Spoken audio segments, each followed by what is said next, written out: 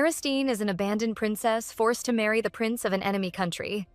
But instead of thinking about love, our heroine is obsessed with making money. The people of Sylvanas are all shocked. The king has just declared that his daughter, the first princess of Sylvanas, will marry into the enemy kingdom. Aristine looks numb and not a single word escapes from her lips. Meanwhile, the nobles call the king biased. He is marrying his first daughter to a barbarian, yet he pampers the second like a princess. The king, unbothered by these words, calls Aristine useless. He is just happy that her noble birth will finally be useful to him. A month later, Aristine boards the carriage like an obedient daughter. She departs for Ilugo under her father's command. But once they leave, her face changes and she flips her father off. The girl has a huge smile on her face. Aristine has finally escaped from the horrible palace and her insane father. The emperor was obsessed with making his child a masterpiece. He was so horrible that one day, he personally set the girl's room on fire. The 6-year-old Aristine managed to escape, but her father wasn't concerned. He only wanted to know if she had awakened her gift. The girl couldn't feel the pain from her injured lungs or burning flesh because her heart was broken. Still, the king continued to abuse her. After an incident with her sister, he locked Aristine up for 10 years. In those years, the girl's heart finally died. But one good thing happened to our heroine. While she was locked up, Aristine finally remembered her past life. The girl worries about someone called Raunel, but decides to focus on her future. She is curious about her new life at Ilugo. The place, called the State of Fire and Iron, is ruled by the barbarians. Her father claimed the barbarians slept with monsters, so they are only half humans. He mocked Aristine, saying her husband might even prefer those creatures over a boring bride like her. The girl scratches her ears because she can still hear those harsh words. She never expected her father to bless her marriage because the two countries have always been enemies. He must have been furious after they lost the war. The Sylvanas Empire always called itself conquerors, but there was one country they could never defeat, the state of Ilugo. Her father started another war, but once again he lost. This time he was defeated by her future husband, Tarkan. The king knew he couldn't continue the war, so he called a truce. Ilugo agreed because they were already fighting the monsters surrounding their land. The two countries, eager to end their enmity, decided on a marriage alliance to seal the deal. But Aristine knows her father is just pretending. He is using the marriage to buy time and plans to begin another war when Ilugo lowers its defense. He will use her as a sacrifice and blame her death on Ilugo. Then it will be easier to wage a war on an allied state. Aristine smirks because the scheming king has no idea that his pawn is going to screw up his plan. The girl already has her own strategy, but she will need the help of her future husband, Tarkan. The convoy escorting Aristine stops for a break. But while everyone else looks clean, our heroine is covered in dirt. She glares at the maids, wondering what other plans they have. She felt suspicious when she was forced to use a carriage instead of a portal. Her fears were right because she was stuck inside the carriage for 10 days. Even now, her limbs are still numb. She is also covered in dirt because every time she tries to change her dress, the soldiers would peep at the window. Now, they are suddenly asking her to come out and enjoy some tea. Aristine is suspicious, but the girl decides to act obedient until they reveal their plan. She looks into the tea and suddenly sees a scene from the future. A girl spills boiling water on her while pretending to feel sorry. The others laugh at her burnt face, calling it the appropriate look for a barbarian's bride. The vision ends, and our heroine sighs. The emperor abused her because he wanted this ability called the Emperor's Eye. The man thought his daughter was useless and didn't possess the power. He doesn't know that she can see the past, present, or future just by looking into the water. Aristine looks eager as she glances around, waiting to see what will happen. Just then, a girl approaches with a tray of boiling water, wearing the same clothes she saw in the teacup. Our heroine knows her vision is bound to happen, but this time she is prepared. So when the girl moves closer, Aristine suddenly glares at her and makes her move. Her actions leave the other ladies shocked. Lady Brody planned to destroy Aristine's face, but instead, she ended up with a burnt cheek. Her friends run around, trying their best to console her. Meanwhile, our heroine watches with a proud smile because she managed to change her fate. Brody's friend marches up to Ari, blaming her for the incident. Our heroine is wide-eyed, clearly surprised by their logic. She points out that she only stood up and Brody herself poured the water on her own face. Aristine can't be blamed because she isn't their nanny. The friend wasn't expecting Ari to talk back since the rumors always called her dumb. She is speechless, but our heroine doesn't let go. She even calls the girl an adorable baby who needs a nanny. The girl quickly turns red in embarrassment, but has no way to escape. Just then, Brody appears with her ruined face and her friend uses the chance to run off. Ari watches them, feeling a little pleased. The bullies always torment others without thinking of the consequences. Now that they have also been hurt, they would think twice before harassing her again. The princess had originally thought that she would ignore the ladies until she arrived at Ilugo, but the vision she saw through the emperor's eye changed her mind.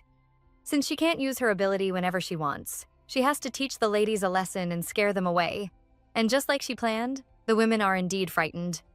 They had all believed the rumors that Ari was an insane savage after spending 10 years in confinement. But when they look at her now, she just seems so elegant. Rosaline is shocked by her own thoughts and almost slaps her head. The king had ordered her to torment his daughter, but instead, the princess had scolded her. The lady vows to destroy Ari next time. But it seems our heroine's fierce attitude has frightened the ladies. The only thing they can do is stomp on her clothes and make them dirty. They even mock the princess, thinking that they are hurting her. Instead, Ari turns into Flash as she grabs the clothes and runs into the carriage. She acts like they are about to steal the dress and even glares at the women as she closes the window. The ladies are all stunned by her weird behavior. They thought dirtying her clothes would make her unhappy, but the princess just finds them cute. They have no idea that this dirty clothes is better than her uncomfortable dress. But Ari notices something strange. The ladies only packed one new dress while the rest were old clothes from her confinement. The new dress is already stained, so she has no appropriate clothes to wear for the national wedding. The girl soon realizes that her father is trying to set her up and finally understands why he sent over so many luxurious carriages. A few days later, the convoy arrives at the Ilugo West Gate where the barbarians are already waiting. They think the Sylvanas are weak and vile cowards, so they mock Ari. They are certain the princess will faint when she sees them. A redhead warns them to stop their tantrums and prepare to receive the guests. The men head down but are stunned by the luxurious carriages. They notice the disdainful looks from the Sylvanas knight and the elaborate dresses of the ladies. They all believe the princess will also be a proud person. But when the door opens, all they see is a dirty-looking girl dressed in old clothes. The Ilugo warriors are all shocked because she looks like a small, dirty cotton ball. Their surprise changes to anger as they guess the Sylvanas emperor's plan. Just as Ari guessed, her father ordered the servants to make her look as filthy as possible. Since he is waiting for another chance to start a war, he wants the people of Ilugo to maltreat his daughter. He sent over luxurious carriages to show that his empire is still thriving. Instead, he made the princess look filthy as an insult to Ilugo.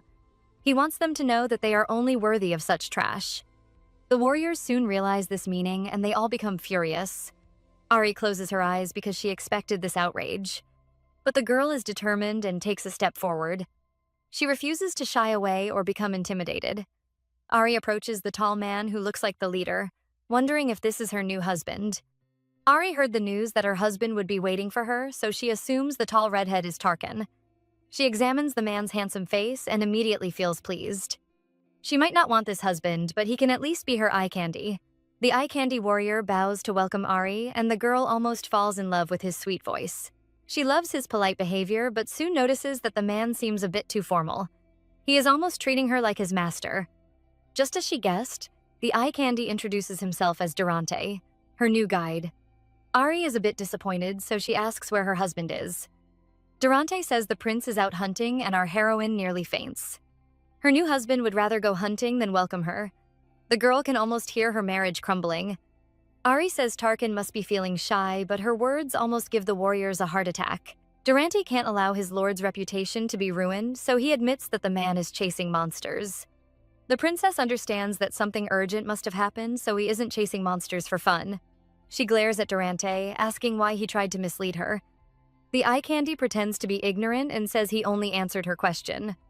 Ari doesn't have time to deal with this nonsense. She tells him that telling a half-truth is almost the same as telling a lie. Her harsh words make the man flinch, but she doesn't stop. The princess knows she should act friendly since this is their first meeting, but she is unwilling to live like a coward. She finally escaped from Sylvanas and plans to live a different life. The girl will ignore everyone who despises her and live for herself. She warns Durante never to trick her again, causing the man to look shocked. He notices that the girl might look filthy, but her eyes are very bright. The warrior feels ashamed and has to admit that the princess is different. Meanwhile, the people from Sylvanus are busy causing trouble. Durinate suggests that Ari take a bath, and they accuse him of calling their princess filthy. The girl watches this embarrassing scene, feeling disdain for her people. They are making it so obvious that they are trying to cause a fight. The Aluga warriors are annoyed, but they can't fight in the absence of their prince. Durante mutters about his hatred for Sylvanus, but doesn't expect to see Ari behind him. The man immediately bows and panics while the girl waves with a confused smile. The warriors return to the castle, still upset by the behavior of the Sylvanus people. Durante knows the king is desperate to end the war, so he advises his men to endure. They can't cause any trouble because the blame will only fall on their prince. The soldiers change the topic and begin to mock their boss. The princess is the first person to scold their leader, so they all admire her. Durante advises them to still be cautious because he thinks Ari might be a spy. The men approach the palace and soon notice the different carriages of the other royal nobles. Clearly, the imperial siblings are here to spy around. Durante feels a little upset because his prince is fighting monsters while the other royals are lazing around. The imperial siblings notice the luxurious carriage and become more curious about the Sylvanus princess. Just then, Ari steps out in her old dirty clothes and the place is filled with silence. She can feel everyone staring at her with judging eyes. The girl doesn't feel welcome because she can sense their hatred. The siblings seem to dislike Tarkan as they call him a lowly man who deserves such a trashy bride. They mock Ari, calling her a beggar princess. The ladies from Sylvanus are pleased to see Aristine suffering. They mock her for expecting something different, advising her to remain obedient and know her place. Durante is surprised to see the princess's family mocking her instead of defending her honor. Our heroine stands there as everyone laughs at her pain. Just then, a man approaches and snatches the precious silk from the Sylvanus knights. The knight complains because that is their special gift for the king of Alugo. He watches in shock as the person wraps the silk around Ari. Our heroine can't move as she is suddenly buried in silk. The culprit carries her in his arms and says his wife deserves the best things in the world. The princess is stunned, and when she takes a look, she sees sparkling golden eyes. She stares at the handsome man, certain he must be Tarkan. Ari is carried by her new husband, and the girl is already impressed. Tarkan managed to suppress those nasty Sylvanus without even saying a word. He glares at his siblings and they cower, trying to make excuses. The prince only smirks as he walks away with his bride. But once they are inside, he throws Ari on the sofa like a piece of abandoned wood. The man warns her not to misunderstand his intentions because he doesn't like her. He only supported her so he could suppress his nasty siblings. Ari didn't expect the man to admire her because she is currently covered in dirt. She might even call him a pervert if he says he likes her sweaty body. Tarkan, the pervert, orders his maids to prepare a bath for Ari. But then a misunderstanding occurs. The girl notices his clothes are stained with monster's blood and thinks he also needs a bath. She makes the suggestion, but her words are a bit misleading. The prince and his maid immediately look terrified. The man thinks she wants to get intimate, so he glares at her. Meanwhile, the girl is just trying to guess who will bathe first. The prince finally scoffs and vows to never touch a filthy woman like her. Ari also misunderstands, and she immediately looks appalled. Tarkan is used to speaking roughly with his fellow soldiers and is worried that she might feel insulted. Instead, the girl earnestly declares that he must be a pervert. The poor prince is stunned before he jumps around in a panic. But no matter what he says, Ari thinks he should never lust after a filthy woman. The prince points out that she was the one who mentioned marriage when he only asked her to take a bath. The girl explains that she just wanted him to take a separate bath because they aren't formally married. The prince realizes that it is just a huge misunderstanding, but his head already aches. He says he will bathe elsewhere, and our heroine suddenly feels ashamed. She just remembered that a palace will have more than one bathroom. The girl has been locked up for so long that she has completely forgotten. Ari feels a bit embarrassed, so she runs over to the maids to take her away. Tarkan glances at his new bride, calling her a strange woman. He thought she was just a fragile Sylvanus princess who would cry at the slightest insult. Instead, the girl looked nonchalant as she listened to the royals' insults. The prince becomes startled as he realizes that he is thinking too much about his new bride. Meanwhile, our heroine is feeling ecstatic. She has never seen such a beautiful bathtub or bathed with warm water. The girl is about to die from happiness when 3 gorgeous servants appear to serve her. Ever since she was a child, Aristine has never enjoyed such treatment. She isn't used to the maid's respectful attitude because her former maids were all nasty. The girl believes Tarkan must be a competent man since his maids are all professional. She becomes eager to start their negotiations and make him her ally. Aristine is lost in thought when she notices the maids' dazed looks. They have all gone silent as they stare at her. The girl turns around, thinking there is a problem, but her sparkling purple eyes cause the maids to turn a deep red. They all seem flustered, which makes our heroine confused. She sends them away and decides to soak in the bathtub for a little while. Aristine is enjoying her bath time, and now thinks that coming to Ilugo was a good decision. Just then, the water begins to ripple, and she realizes that she is about to receive a vision. Every time the Emperor's eye activates, the water around her always begins to move. The princess hopes her new vision will be useful, but what appears next is her new husband, Tarkan. The girl notices his blood-stained clothes and knows this must be the present or a very close past or future. She hopes it is the past because seeing him wearing those dirty clothes gives her the ick. The princess really hopes he can take a bath. Just then, a pretty woman arrives in the vision and joins Tarkan. She is curious about his thoughts because the man seems absent-minded. The prince refuses to reveal anything, making the girl a bit worried. She places her hand on his arm as she asks if he likes the princess. Aristine feels a bit shocked as she realizes that they are talking about her. Aristine didn't expect to hear her husband's secret conversation with another woman. She wonders why Diona would ask such a question and thinks it is because the prince is a pervert. The man seems offended by the question and replies that it is impossible. He says Diona is supposed to know him because his feelings will never change. A few hours pass, but Ari is still thinking of the conversation. The princess knows this is just a political marriage, so she doesn't expect any love. Instead of being upset, she plans to use Tarkan's lover against him and gain more benefits in their negotiations. Another maid arrives to show her to her room, but Ari insists on meeting Tarkan. The princess also wants to rest, but this is the best time to strike a deal with her husband. Now that the Sylvanas troops are busy admiring the mansion, no one will spy on them. Over at Tarkan's office, Diona is feeling pleased. The prince looks normal, and she can tell he isn't affected by his new bride. He is still the proud and handsome beast with the dangerous charm. She had felt a bit afraid when she heard that he defended the princess, but now she feels relaxed. Suddenly, a maid arrives and announces that the princess is seeking an audience. Tarkan agrees to let her in, but they are both surprised when the girl appears. Aristine doesn't look like a dirty cotton ball anymore, but is now a sparkling snow princess. Tarkan calls her name in disbelief, and the princess nods. She wonders why everyone is staring at her and thinks they must be surprised by her new look. She notices that Diona is about to burn her fingers and kindly reminds the girl. The lady panics, afraid her rude behavior might cause a conflict. Diona doesn't want to cause any trouble in front of Tarkan, so she introduces herself. She was happy when Sylvanas sent over the foolish eldest daughter instead of the beautiful younger princess. But now, she realizes that the first princess is also a threat. Tarkan chases Diona away and the couple are left alone. He questions Aristine, asking why she came over. The girl says she wants to share a cup of tea with him, but the man shows a disgusted expression. The princess feels upset because she also didn't want this marriage. She takes a sip of the tea and immediately lights up like a huge bulb. Aristine has never tasted such a delicious drink and once again is glad that she came to Iligo. She pretends to be nonchalant as she finally admits that she has another purpose for visiting. The girl reveals her big plan and invites Tarkan to start a business with her. Our heroine doesn't care about power or love. She is just a little money grubber who wants to have a lot of wealth. The girl plans to buy her freedom with that money so she can travel around the world. She doesn't want to be confined again and wants to finally see the sights she once saw in her visions. The princess knows she needs a lot of money and can only fulfill her dreams if she cooperates with Tarkan. The man himself is shocked to hear about this business deal.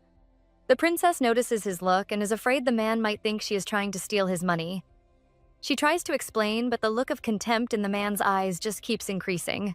The girl feels defeated by his disdainful look and earnestly swears that she isn't a fraudster. The man doesn't believe her and is afraid this little thief might embezzle the palace allowance money to fund her own business. He even thinks about calling some security. Aristine stammers because it has been 10 years since she spoke to someone. The girl finds it hard to express herself, but she will do her best for her business. She tells Tarkan she is trying to turn their political marriage into a relationship that will benefit the both of them. She doesn't want a friendship and promises the business will bring profit. Tarkan is stunned by her arrogance because no one has ever made a deal with him. He leans closer, wondering what benefit the girl can provide. Aristine immediately looks serious and says the man has already gotten what he wants. Tarkin doesn't know, but because of her emperor's eye, the princess knows a lot about him. She waits for him to confess, but the man turns away with a disgusted expression. After taking a look at her arms that look like sticks, he believes the princess is too fragile. Aristine tries to defend herself, but finally realizes that the man will never trust her. She makes up her mind to show him her abilities and orders the prince to follow her. Inside the palace, the rumors about Aristine continue. They consider her shabby looks an insult to their country, and another princess says the girl might be mentally insane. She has heard the rumors from Sylvanas that Ari was confined for 10 years because of her mental health. The other princess feels sad that their amazing Tarkin will have to marry a mental patient. Their brother realizes that Aristine will be the crown princess if Tarkin becomes the crown prince. None of them seem to like the idea and call it an insult to Ilugo.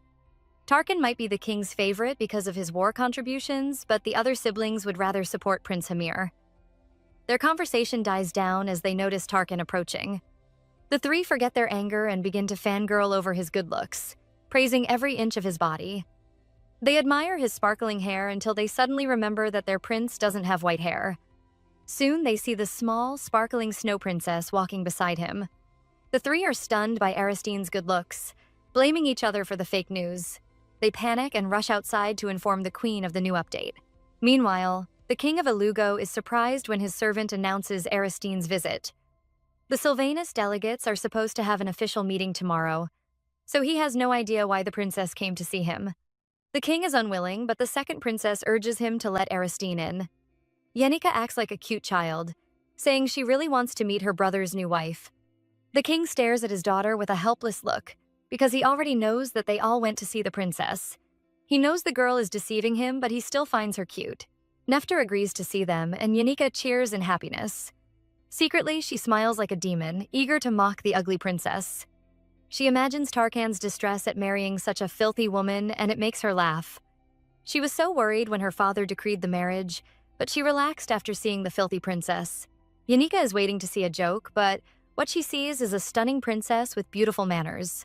The king is also surprised by Aristine's elegance, and he immediately looks impressed. Yenica's face turns blue when she notices her father's approval. Nefter urges Aristine to sit, urging his servants to bring some refreshments for her. Meanwhile, the girl they are all praising is actually feeling nervous. It turns out her impeccable manners were all learned through the emperor's eyes. The princess believes she performed well, which makes her relieved. The servant arrives with the Ilugo dessert, another thing Aristine only saw through the emperor's eye. The dessert was famous in Sylvanas, and our heroine is excited to finally taste it. She is about to take a bite when she suddenly remembers her purpose for coming. She is supposed to show off her abilities. Aristine faints in despair because she is just too weak against food. Tarkin watches in shock as his wife begins to fade from existence. But she soon revives again, determined to show Tarkin that she can run her mouth. No, sorry, run her business. Her confident look only frightens Tarkan as he imagines the girl selling her goods to the emperor. The two glare at each other, but all the king can see is two couples falling in love. He definitely needs glasses. The man moves on to important business and wants to know why Ari demanded a separate meeting. The girl is about to sell her goods when the door suddenly opens. The royal siblings have arrived to make fun of the new bride. They all saw her dirty appearance when she arrived, but now they praise her beauty. They are trying to humiliate Aristine, expecting to see an ugly princess. Instead, all they see is a beautiful goddess. The fourth princess, Stalina, and the first princess, Paella, can't hide their shock. Meanwhile, the third prince, who was just mocking Ari, immediately looks love-struck. Tarkin isn't pleased to see this bunch because they all side with the queen. He mocks their low intelligence and is excited to see how the princess will handle this challenge. Aristine glances at the three and asks for their identities. Aristine asks for an introduction, but the three are still stunned by her gorgeous look. Stalina can't hide her shock, but Paella warns her to remain calm. Inwardly, the first princess is also panicking. She never thought Aristine would change so much after just a simple bath. The girl scolds the queen for not telling them about this new update. She thinks the new princess must be a fool, so she decides to take the offense. Paella introduces herself as the first princess and scolds Aristine for not recognizing their identities. How would a new visitor know who the forge you are? The two princesses share a nod, thinking that they have disgraced the Sylvanas princess. Stelina mocks Aristine for not having manners, while Paella says they shouldn't expect much. Tarkan watches, amazed by his siblings. The two first praised the princess, then switched their attitudes to mock her.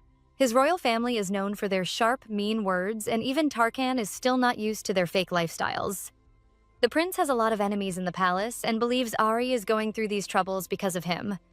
The man regrets bringing the girl over to Ilugo. Unfortunately, Ari hears this and thinks the man is doubting her abilities.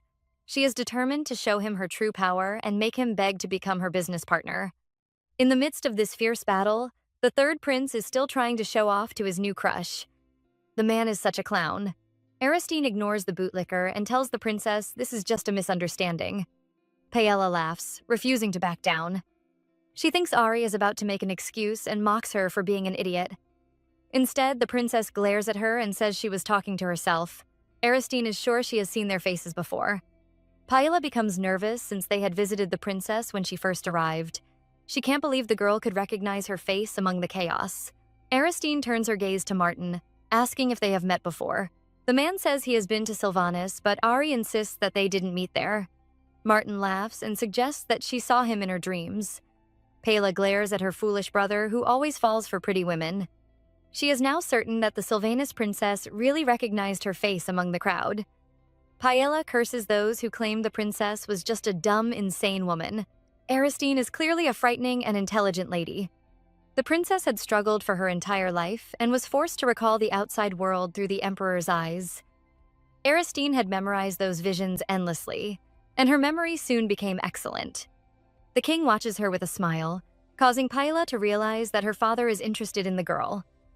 She panics as she imagines the princess telling their father about their first visit.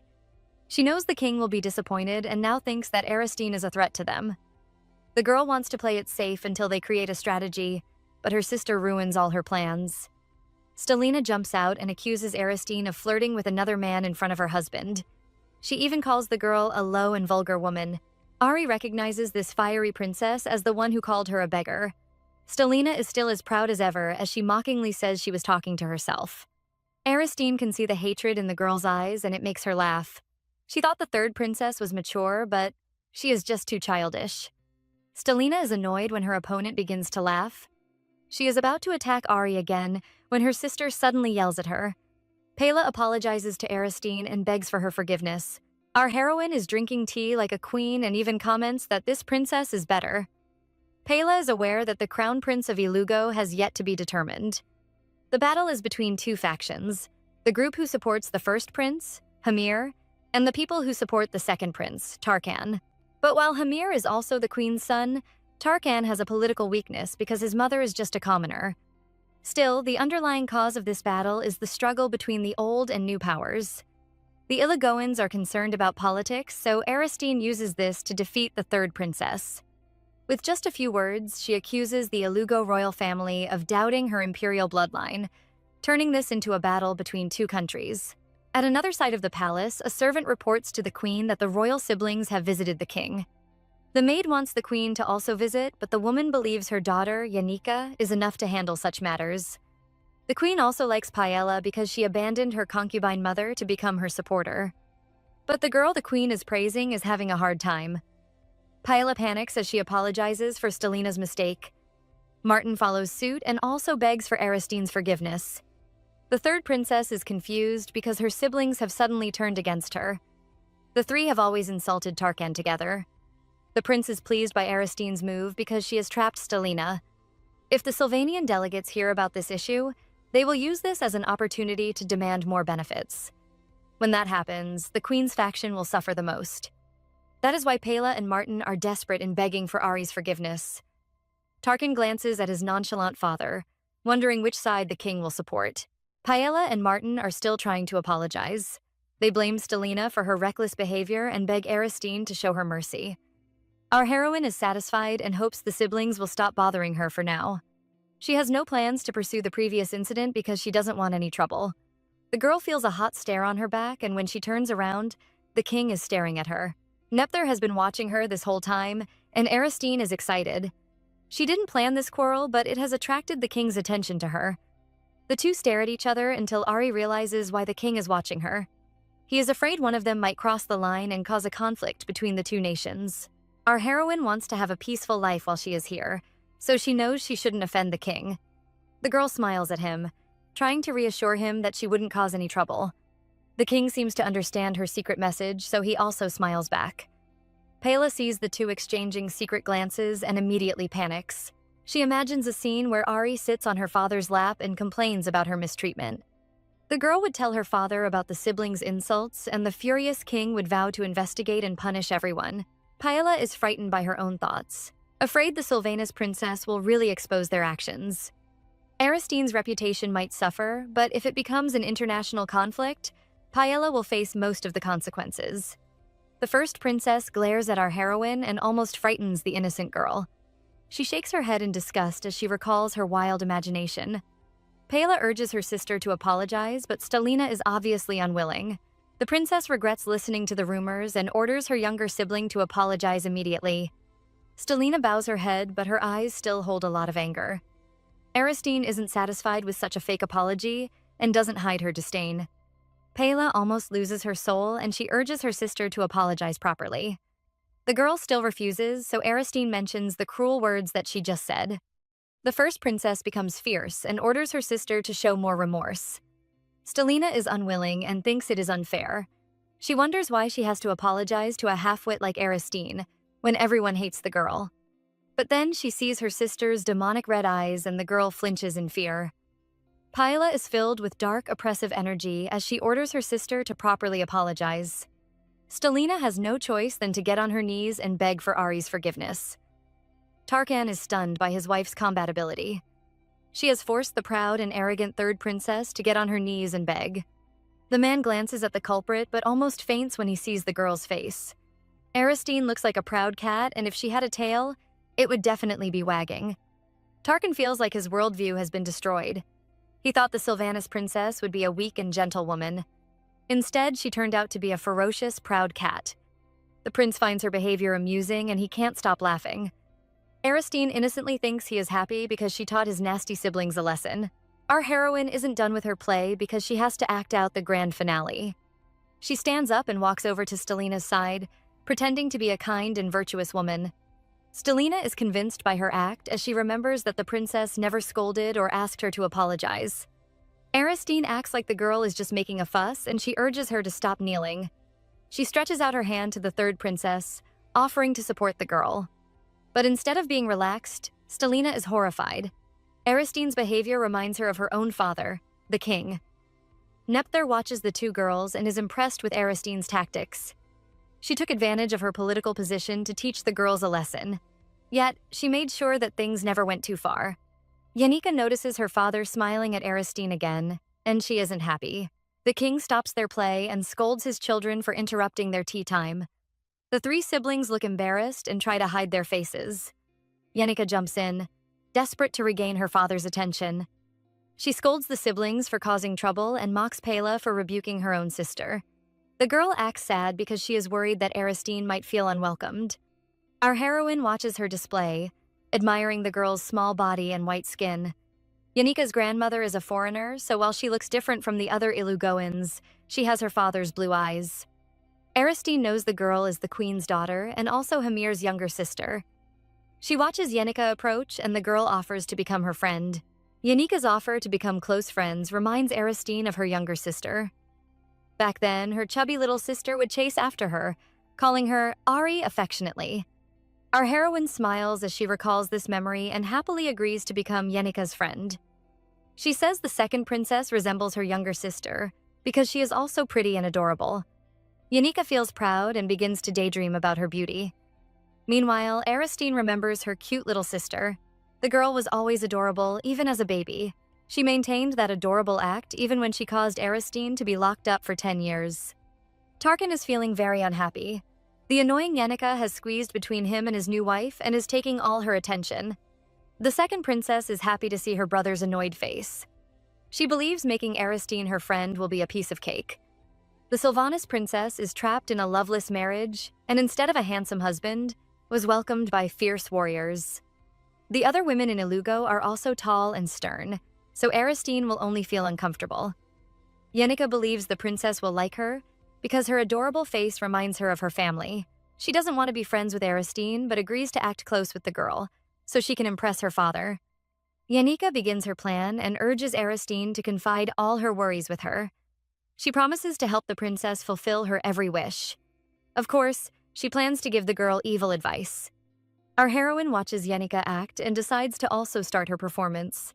She acts sad as she asks Yenica if she can address her casually. The princess is screaming in her mind, but she pretends to be calm and says it is too soon. Aristine immediately looks heartbroken as she suggests that the girl was trying to deceive her by acting close. She looks like a fragile flower as she apologizes for being bad at social conversations. Yenica is annoyed because only Hamir has the right to call her his younger sister. Still, she is forced to accept Aristine's request. Our heroine smiles brightly while the princess is going through mental torture. She smiles at Aristine but secretly curses the princess for being a dumb lady who can't read the room. She also wants to speak casually, but Aristine immediately rejects her. She says her younger sister never broke the rules even when they were children. Yenica can feel her soul breaking, and even Martin can't hide his laughter. The princess vents her anger on him as she scolds the prince for laughing. Aristine ignores the two as she focuses her gaze on the king and the prin-pran jelly in front of him. Yenica is immediately alert, thinking that the girl is about to steal her father's attention again. She only calms down when she notices that Aristine's gaze is on the prin-pran jelly. The princess feels smug because her father always gives her his prin-pran jelly. She waits until Aristine is about to take the jelly, then sweetly tells her father to hand it over. But the girl is going to be disappointed. Our heroine has no plans to eat the jelly and instead is going to feed it to the Ilugo king. Everyone gathered around is shocked, but the girl doesn't seem bothered. She even urges the king to open his mouth. The man can't believe his eyes, but when he questions the princess, she even calls him father. Yenica is about to tear down the palace, and Martin has to hold her down. Tarkin teases the girl and says Aristine is now part of their family. He reminds Yenica of her promise to treat the girl like her sister and asks if she was faking it. The princess turns blue and can only stammer out a response.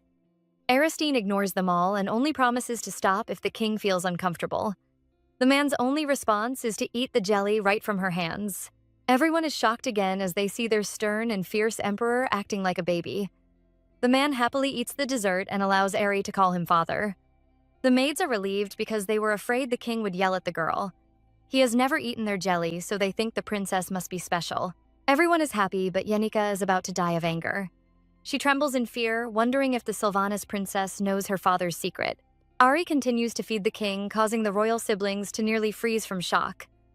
The king has already had 3 jellies, but he is still eating like an obedient baby bird. Aristine pauses to confirm the taste, and the king happily praises the dessert. Tarkin watches in disgust because his proud father has completely lost all his dignity. Our heroine finds it hard to pick up the wiggly jelly and is happy that she had some practice. Back in the Sylvanas Empire, the girl could only watch through the emperor's eye as her sister fed her father. Aristine was just a young child, so she would practice on her own with dirty cotton balls. She wanted to learn so she could show her father that she was also useful. It is a sad memory, but our heroine can smile now because it is all in the past. She lost all her feelings when she realized that the emperor only wanted her ability. Aristine is happily feeding the king when she hears a loud noise. Yenica can't control her anger and suddenly smashes a cup. She doesn't take responsibility but blames the maids and calls them useless. Pela is surprised to see her sister's outburst. The second princess always loves to act innocent and never raises her voice at anyone. Aristine is also shocked by the girl's yell, so her little jelly ball falls off from her fork. Our heroine finds it difficult to pick it up again and finally understands why the king never tried. You see, the Emperor of Ilugo has a secret that nobody in the palace knows. Yenica doesn't really want to take her father's prin-pran jelly. The girl is just helping the king to cover up his secret. It turns out that Nepthar has injured his right wrist. Releasing this news will only ruin the king's authority, destroy the soldiers' morale, and cause the people to panic. Nepthar wants to hide the secret, so he always avoids the slippery prin-pran jelly. Unfortunately, the jelly is the official food of Ilugo, and is always served at important events. Only the king's physician and Princess Yenica know about his condition. The princess used this to her advantage, and would ask the king to give her his jellies at important events. The council noticed the two sharing jellies and soon believed that the girl had warmed his cold heart. Tarkan might be the king's favorite son, but Yenica is definitely his best daughter. The princess used this incident to boost her own reputation and gain more political support for her brother. It might be a smart move, but our heroine despises the second princess. She always thought that Yenica could just feed her father instead of taking away his jelly. Aristine notices the siblings staring at her and knows her husband must also be confused. She stares at the pitiful king, imagining how sad he must have been to see his jellies taken away. She wonders if the man might get angry because she treated him like a child. Aristine has never been around people, so she has no idea how the king will react. Nepther doesn't get angry, but instead smiles at the Sylvanas princess. The man enjoys some tea and is grateful that he accepted this marriage. He says Aristine has made him happy, so he wants to give her a reward. Our heroine has lost her focus because the king just called her nickname. It reminds the girl of the scene she saw in the Emperor's eyes. Nepther notices her daze and is afraid the girl doesn't feel comfortable. Ari knows she shouldn't get excited, but it finally feels like she has a real father. The girl admits to the king that she feels very happy. She has a huge smile on her face because all her practice has paid off. Ari doesn't pretend to be modest and reveals that she has a request. The attendants look horrified, but the king is eager to hear her desire. He thinks the girl might want some lands or precious jewels. Ari glances at Tarkan because it is finally time to reveal her true purpose. The Sylvanas princess says she wants to save Ilugo's reputation. Everyone in the room has wide eyes as they can't believe their ears. Aristine looks at Tarkan because she is going to make the man trust her and prove her abilities. She smiles as she imagines him signing her contract without even reading it. Tarkan stares at his new bride, who hasn't said a word after leaving the room. She had shocked everyone with her last words, but is suddenly acting like an immortal. The man smirks, knowing his bride is playing hard to get, but he is willing to play along. He follows after her, begging for a few minutes of her time. Aristine declares that she is busy and only agrees when the man keeps begging. The couple find a spot, and Tarkan finally admits that the girl might be useful. He really enjoyed watching his siblings make a fool of themselves. Aristine turns into a proud cat again, and the smug smile on her face is really annoying. Tarkan notices her lofty look. He knows the girl is waiting for more praise, so he changes his mind and suddenly stops talking. Aristine is shocked by the switch and reminds the man that she got the king's favor. Tarkan is nonchalant because he already has all his father's attention. Aristine glares at this sly man and turns away in anger. She wants to know why he is speaking to her if she isn't useful. The prince hesitates before confessing that he thought the girl would cry. He assumed that the fragile princess wouldn't be able to bear his siblings' insults. Meanwhile, the fragile princess is eating bread with a sparkling look on her face. She is totally unconcerned about those insults.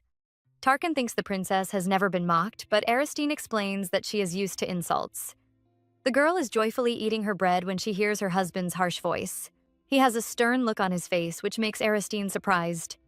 She is confused for a moment before she realizes that the man doesn't know about her confinement.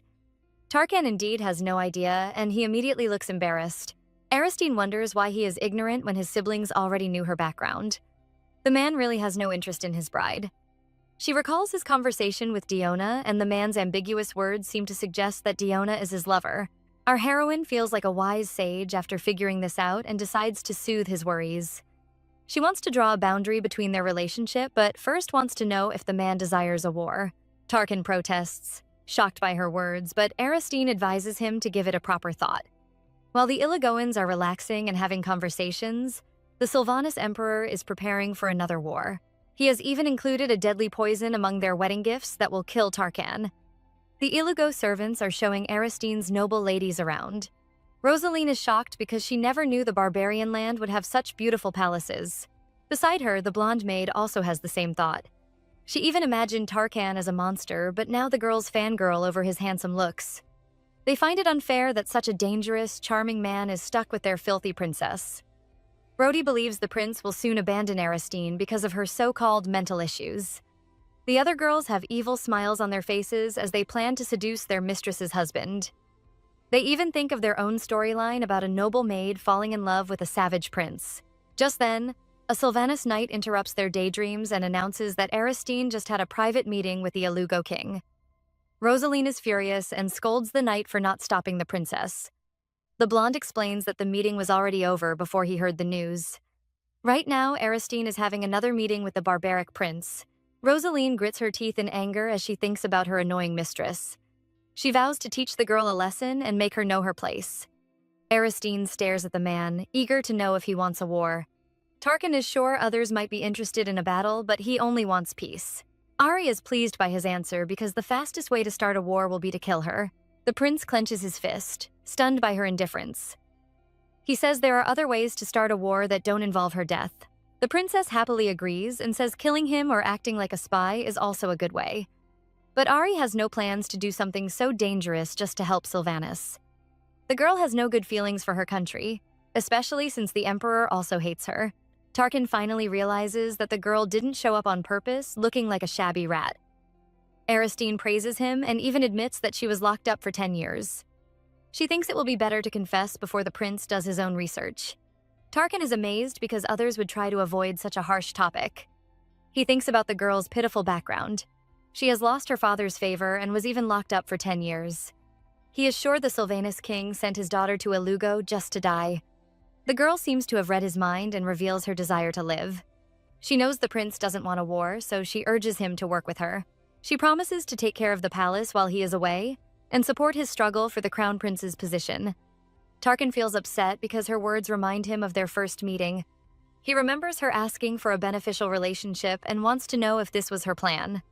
Aristine says it is and urges the man to fight for international peace and secure her safety. Tarkan finally realizes that all her talk about business and benefits was just her way of trying to save her life. He believes the girl must have suffered for many years and feels sad because a princess shouldn't be fighting for her safety. Tarkan never cared about his bride and was only focused on the marriage alliance. But now his feelings have changed. He becomes annoyed when he remembers Aristine's indifferent face as she listens to the insults. Just thinking of the Sylvanians is enough to make the prince's mood become bad.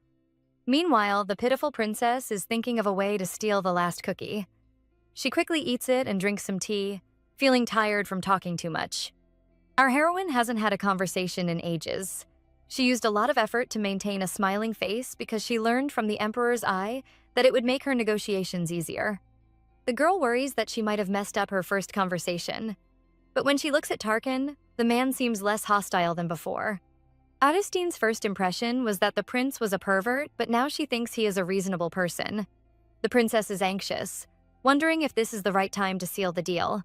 She calls Tarkan her partner, offering to support and protect him. The prince is surprised that she called him her partner, but Aristine reminds him that this is an arranged marriage. The man happily agrees to her suggestion, and the two shake hands. Our heroine believes they will be happily married. They might not be in love, but they will be good business partners. Tarkan makes a very big mistake when he asks the princess if she needs anything else. Ari once again activates her money-grubbing skills, telling the man she has a good business idea. The prince is speechless and almost loses his soul. The girl notices his despising gaze and tries to convince him that she isn't a greedy, obsessed, and money-loving princess. Good luck with that, girl. A few hours later, the withered cabbage Aristine returns to her room. She has no idea why everyone keeps rejecting her good business ideas. The girl is thinking of how to build her husband's trust when she notices the blonde Sylvanas knight. The man roars like a lion, scolding her for returning late and warning her to behave properly. Since he has just been rebuked by the noble ladies, he wants to get his revenge by scolding Ari and teaching her a lesson. The wild boar is about to attack when he sees the handsome Tarkan appear behind Ari. The knight immediately calms down, looking terrified of the prince. Tarkan is stunned by the man's behavior, but the knight warns him to stop meddling in the affairs of the Sylvanians. He glances at Arya, urging her to control her barbaric prince. Our heroine acts confused, raising her hands in ignorance. The prince smiles like a devil as he reminds the knight that Aristine is now his bride. Tarkan has no need for a dog who disobeys his master, and so he kicks the knight away. The man flies through the air and rolls several times before he finally lands. Behind them, Aristine listens to his screams and raises a perfect scorecard for her husband. The Elugo prince presses the man under his feet, while the knight boasts about his position. He even promises to file a complaint against Tarkan. The barbarian is amused and takes a glance at his wife. Since the knight belongs to Ari, he gives the girl the power to punish him. Tarkan is eager to see what the princess will do. The Sylvanas knight regains his courage and orders Aristine to pull the prince away. He glares at the foolish princess, wondering why she hasn't saved him. Aristine is amazed by the man's confidence. Even though he is being beaten up, he still has the courage to insult her. But the girl is already used to his arrogance. On their journey to Ilugo, the man would always insult her with nasty words. He even had the courage to lust after her pretty body. Aristine would hear his disgusting words from inside the carriage. The knight would say that sleeping with him was her honor and even planned to assault her before she married. Every time she tried to change, he would take a peek through the windows, trying to get a good view. Aristine can't understand why someone who gave her such horrible treatment could ask for her help. The princess has no choice but to teach him a lesson. She approaches Tarkan and after squeezing his arm, gives him a big smile. The naive knight thinks she is about to save him, and even the prince looks disappointed. No one would expect Aristine's next move. She says she is one with her husband, so they have to stomp on the disgusting knight together. The two men are both shocked by this fierce cat, but Tarkan soon begins to laugh, looking pleased with his wife's choice. The arrogant knight finally begins to feel afraid, but it is too late. Tarkan's shoe of justice descends upon his head. Outside the mansion, the maids hear a loud wail and wonder if a pig is being slaughtered. The pig is currently leaning against the wall with a footprint on his hair and some missing teeth. Tarkan takes care of the knight and orders his men to imprison him. Meanwhile, Aristine glances at her husband's strong body, feeling jealous of his incredible strength. The prince notices her hot gaze and turns away with a shy look. He has no idea that his new wife thinks he is a pervert. She vows to support his weird fantasies as long as he only beats bad guys. The poor prince can feel an evil air behind him, causing him to shiver in fear. Aristine is yet to marry Tarkan, so she is taken to a temporary room. The girl feels happy because the room is big and comfortable. She always thought she would die in Ilugo, but instead, she met many nice people. Our heroine is thinking about her next meeting with Tarkan when someone suddenly calls her name. The girl turns around in shock to see her noble ladies. They are all annoyed because the princess has been ignoring them. The ladies chase away the Ilugo maids and surround Ari, demanding an explanation. The ladies expect an explanation, but the princess only asks if they understand animal language. Rosaline is confused, but uses this chance to insult Ari. She says the princess might understand the language because her intelligence is as low as the dogs. They all laugh at the insult, but Aristine sighs in pity. She really thinks the ladies are dumber than dogs. The maids are all furious, but the princess points out that they have no loyalty or integrity. Even dogs are cuter than them. Aristine was going to treat their conversation as a dog's noise, but now she changes her mind. She finds it unfair to the dogs because they are smarter than these three fools. In Sylvanus, all the royal women have their ladies in waiting. The ladies are all from prestigious families and are different from maids or servants. They assist the royals with their work and keep them company. Therefore, only the educated daughters from noble families can become a lady-in-waiting. But our heroine's situation is a little different. Her three noble ladies are all from low-ranked families. The girls felt no respect for an abandoned princess and even stole her monthly budget. Rosaline is upset at the princess for mocking their intelligence.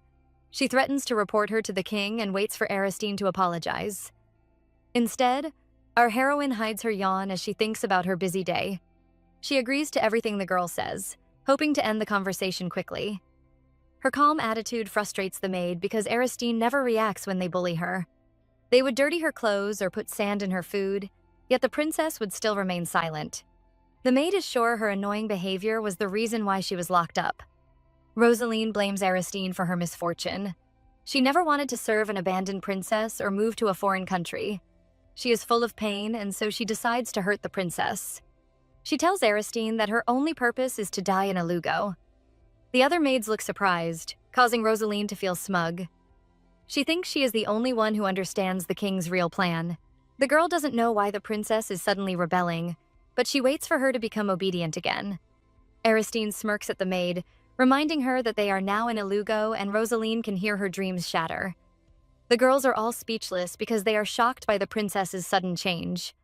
The other two recover and warn Aristine to stop feeling smug. They think nothing has changed even though they are in Ilugo.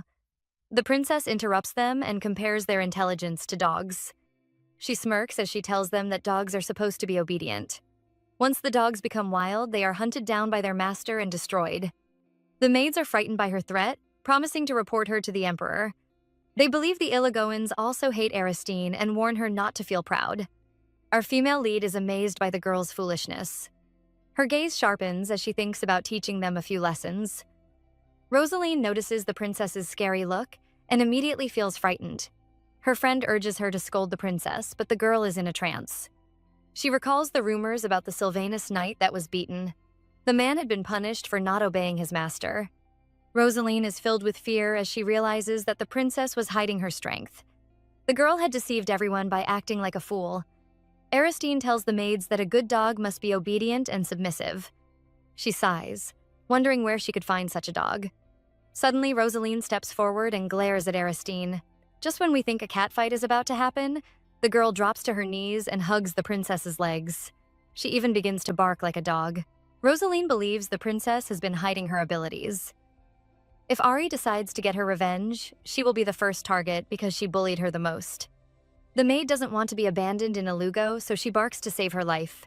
The other girls are so shocked, their mouths turn into an open bowl. Meanwhile, Aristine has a huge smile on her face. She never thought that Rosaline would switch sides so easily, but she knows the girl has been cornered. The princess rubs her face, acting like the maid is really a dog. The other maids watch in shock as Rosaline barks without any dignity. They can't stop screaming and the whole room turns into a mad doghouse. Ari plays fetch with her new pet while the other maids watch with wide eyes. Rosaline grabs the ball with her mouth, causing the princess to praise her skills. Inside, the maid is feeling upset. She had treated the princess like trash, so now she has to show complete obedience. The girl barks like a dog, willing to sacrifice her dignity just to save her life. Aristine can't stop laughing as she gives the girl another task. She wants Rosaline to become her hunting dog. The maid glances at her terrified friends and notices their frightened looks. She feels upset because the girls are treating her like a madwoman. Rosaline makes up her mind to become Aristine's weapon. She will be a hunting dog that follows its master's requests. The girl is willing to destroy any target that Aristine gives her, and when she is done, she will make sure she ruins the princess. Aristine interrupts her evil thoughts, eager to see the girl's hunting skill. But first, our heroine wants to continue her game of fetch. The maid continues to bark, but secretly vows never to forget this disgrace. She also says a silent curse for the person who put this toy in the princess room. Over at the training ground, we see Tarkan flexing his back muscles. He recalls the insults from his siblings who were mocking his background. The prince says he isn't ashamed of his origin, but still splits an innocent leaf into two. He knows his father arranged this marriage, so he can marry the Sylvanus royal family and boost his political position. Tarkan knows he can't avoid this fight because the battle for crown prince will become even harder. Just then, Durante arrives and announces that the warriors have all gathered. Tarkan leaves, but his sword energy destroys all the statues. Our male lead arrives at the conference room and the meeting begins. The prince listens to his men's report, and the documents in front of him soon become a small mountain. Zack wants them to battle the monsters because the Sylvanus War had delayed their progress. The men become silent at the mention of Sylvanus, but they are all eager to know more about the princess. They had asked Durante, but the man had refused to say a single word. Meanwhile, his subordinates couldn't stop praising the princess, but the men think it is impossible to like someone from Sylvanus. Durante warns them to stop mocking the future princess, but the men refuse. They think the people from Sylvanus are all evil. Tarkan interrupts their quarrel with a warning to keep quiet, causing the men to immediately act like obedient schoolboys. The prince glares at Zack, blaming him for not reporting about the princess's background. The warrior feels aggrieved because he had already prepared a report, but when he gave it to the prince, Tarkan had used it to light a fire. Our male lead goes quiet, feeling a bit guilty, but Zack isn't done complaining. The prince had also threatened to throw him into the fire if he spoke about the princess. The poor man remembers his suffering during that period and can't stop his tears from flowing. His friends try to console him and even offer up some candy. Tarkan looks serious as he orders his men to report everything about the princess from now on. The warriors are all stunned because the prince has never changed his command. Zack guesses with surprise that his boss might now like the princess. Tarkan says Aristine might help them bring peace, so he wants all her information. Zack stares at him with resentful eyes because the prince had ruined the report he prepared. Our male lead changes the topic and mentions Mukali, the great general. He is reluctant to bring the man back because he might not adapt to the palace lifestyle. The prince suddenly looks solemn as he says he has an important announcement. His warriors become alarmed because the prince has never looked so serious. Zack is afraid the sly Sylvanians have caused trouble again. Meanwhile, Durante is ready to walk through fire or jump into rivers to fulfill his master's request. Unfortunately for the men, our male lead just wants them to gather the best pastry chefs. He even says they can steal the people from other palaces. The men quickly agree, but when their brains finally begin to load, they all freeze in shock. They have no idea that this request is because of a certain princess. The next day, our heroine wakes up with a happy smile. She is surprised to see the bright afternoon sun because she has never slept for long. Ari can't recall the last time she had a bath, changed into new clothes, or even slept in a good bed. She rolls around on the soft mattress, refusing to get up. The girl stares at the bed with sparkling eyes as she admires its bouncy texture. She is busy slapping the mattress when she notices someone staring at her.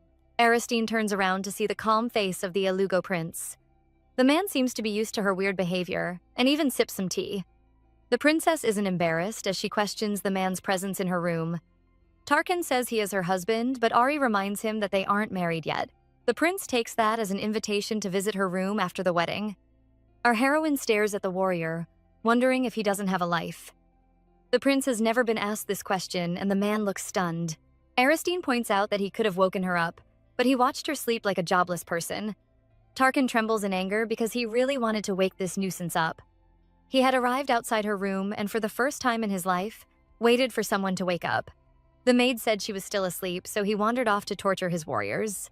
The poor men were forced to undergo a sudden 9 a.m. training. The prince spent the rest of his morning doing his duties. But when he returned at midday, Aristine was still asleep. The man froze in shock, wondering how a human could sleep so much. Beside him, Ari's noble maid had sparkling eyes as she offered to share a drink with him. Tarkan stared at the women who were running around and trying to seduce him.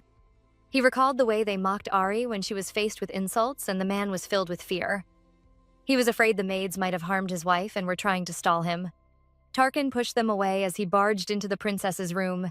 He expects to see a pitiful and crying Ari, but instead, the princess is sound asleep. The girl even has the audacity to smile in her dreams. The prince recalls this memory and smiles like a fool. Aristine is about to peer into his soul because she is curious about his thoughts. She notices the man's shy look and recalls the famous scene from romance novels.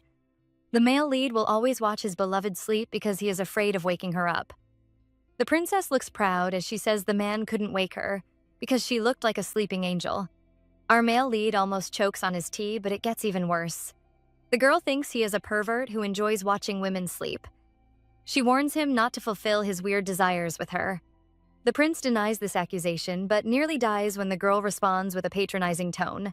He slams down a document and gulps his tea, trying to control his anger. Meanwhile, Aristine is fascinated with the new document. Tarkan explains that it is a list of all the nobles who will attend the Sylvanian welcome party. Aristine is touched by the prince's trust because this important information shouldn't be given to a princess from the enemy country. She vows to make him proud and advises him not to arrive early for the banquet. Tarkan thinks she is trying to avoid conflict with his royal siblings, but Aristine has another plan. The princess urges Tarkan to give her more time because she is preparing a big surprise for the emperor. Time passes and the Sylvanian welcome party finally begins. The head maid is preparing seats for everyone when the guard announces Tarkan and Aristine's arrival. The man looks dazed by the couple's beauty. The prince escorts his bride to the hall but says she will do the greetings alone. Aristine is full of confidence and urges her partner not to worry. The couple step into the banquet and the Ilugo nobles are dazed by their beauty. They admire the stunning Sylvanian princess and blame people for spreading fake rumors.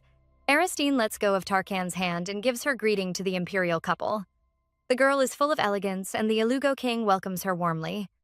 Our heroine is feeling pleased until she hears a mean voice asking about her journey. The queen pretends to be worried about her health because she used an old carriage instead of the travel portal. Aristine stares at the famous Ilugo queen as she recalls her conversation with Tarkan. When the man was 10, he was attacked by assassins who tried to kill him. The prince managed to survive, but the next day he was thrown into the battlefield to fight the monsters. The queen had done her best to get rid of him so she could promote her own son.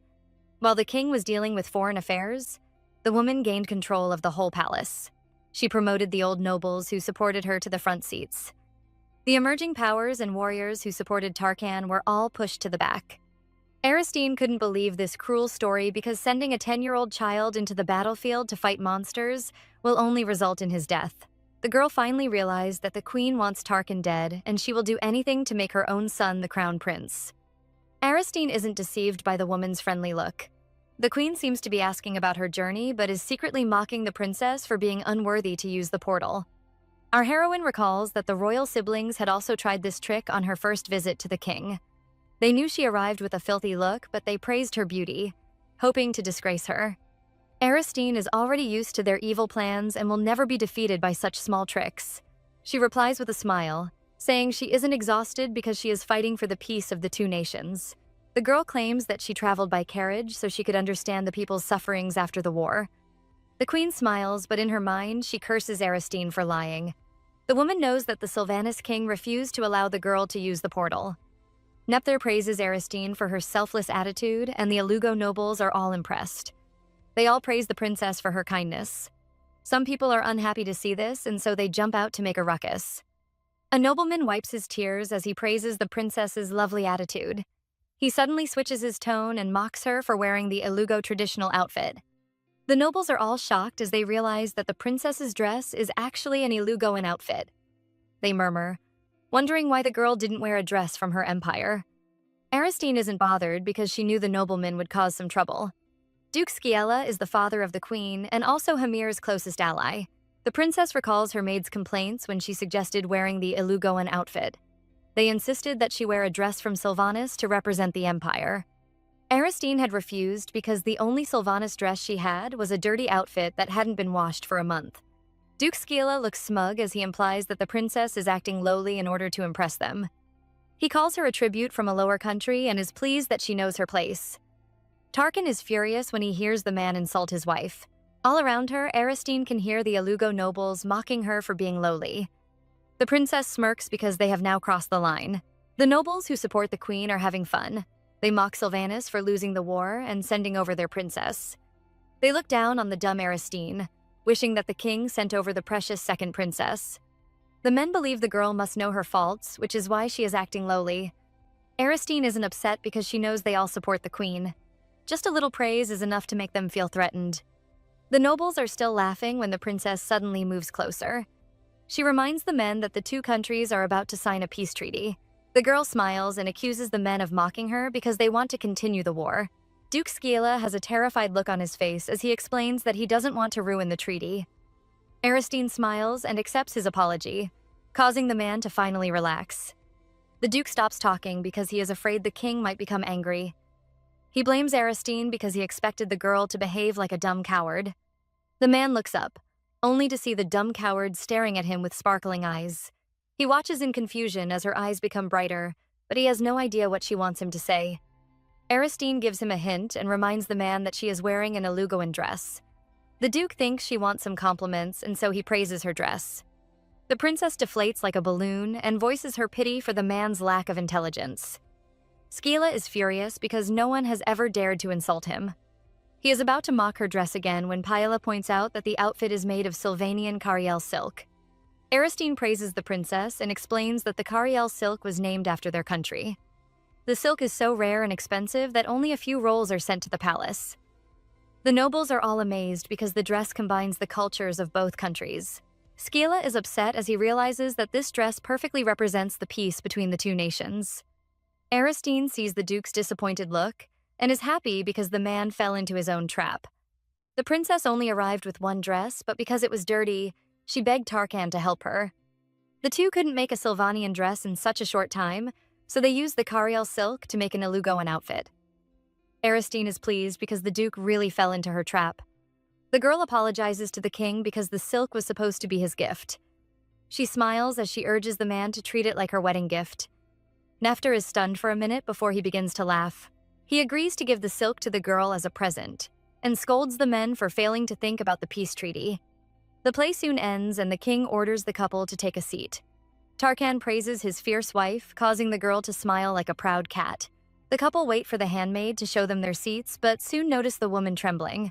The maid apologizes, saying she forgot to prepare their table. Nepther glares at his wife, who pretends to be surprised, and scolds the maid for making a mistake. The queen says she was excited to meet the princess, so she forgot to check the arrangements. The couple know the woman is lying, but there is nothing they can do. The queen pretends to think, but soon points to an empty table at the back of the room. The other nobles are furious because that table is reserved for servants. The queen urges the couple to take a seat and stop standing around like punished children. She claims that their seating position doesn't matter and urges the couple to give in for the sake of peace. The queen expects to see their angry face, but instead Aristine is staring at the seat with joy. The queen watches the girl smile and feels a bit frightened. She thinks the princess heard about her scheme with the headmaid and prepared a counterattack. Tarkan also notices the look on his wife's face, causing the man to feel scared. Aristine always has that look when she is about to do something weird. The prince, after recalling his past experiences, grabs her hand to stop her from causing trouble. He suddenly looks up at the queen, accusing her of being drunk. Tarkan pulls his wife close and calls her the symbol of peace. He says such an important figure shouldn't be given an isolated seat. The prince suggests that the queen's judgment might be clouded, basically calling her an old and deluded woman.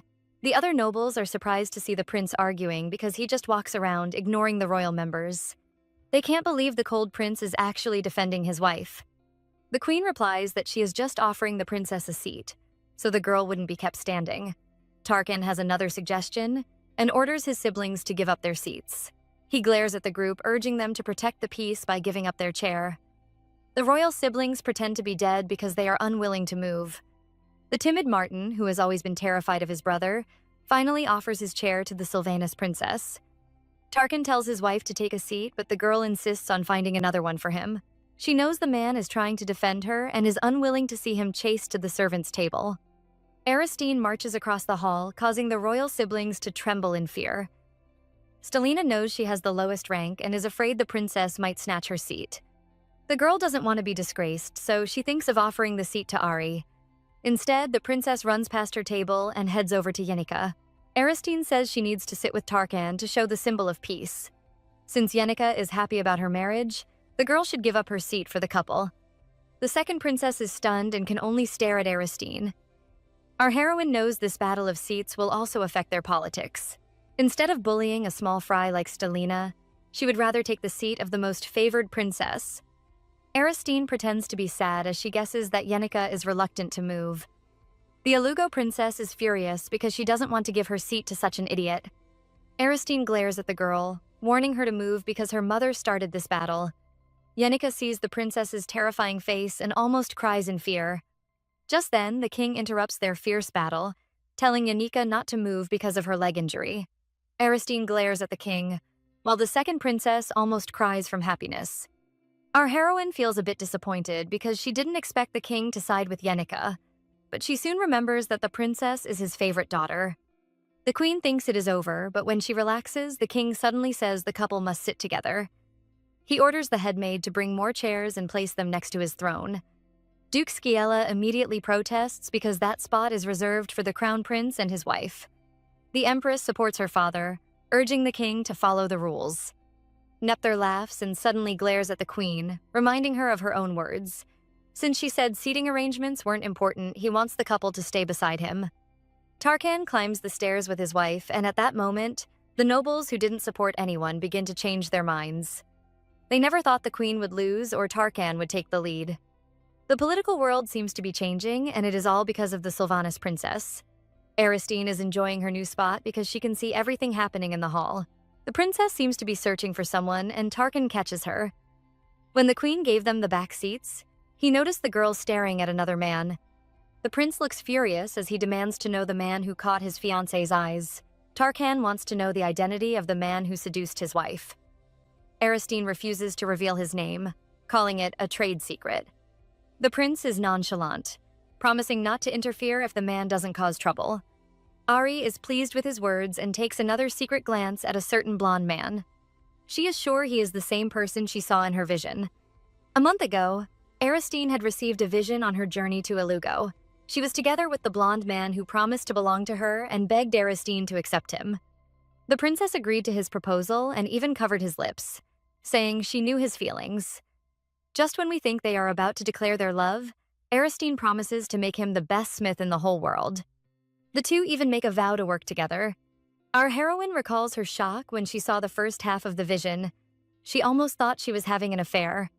She never expected to see the man here, and so she takes another look at him. But this time, Tarkan catches her. The prince notices the blonde man and he doesn't look pleased. Rest in peace, blonde stranger.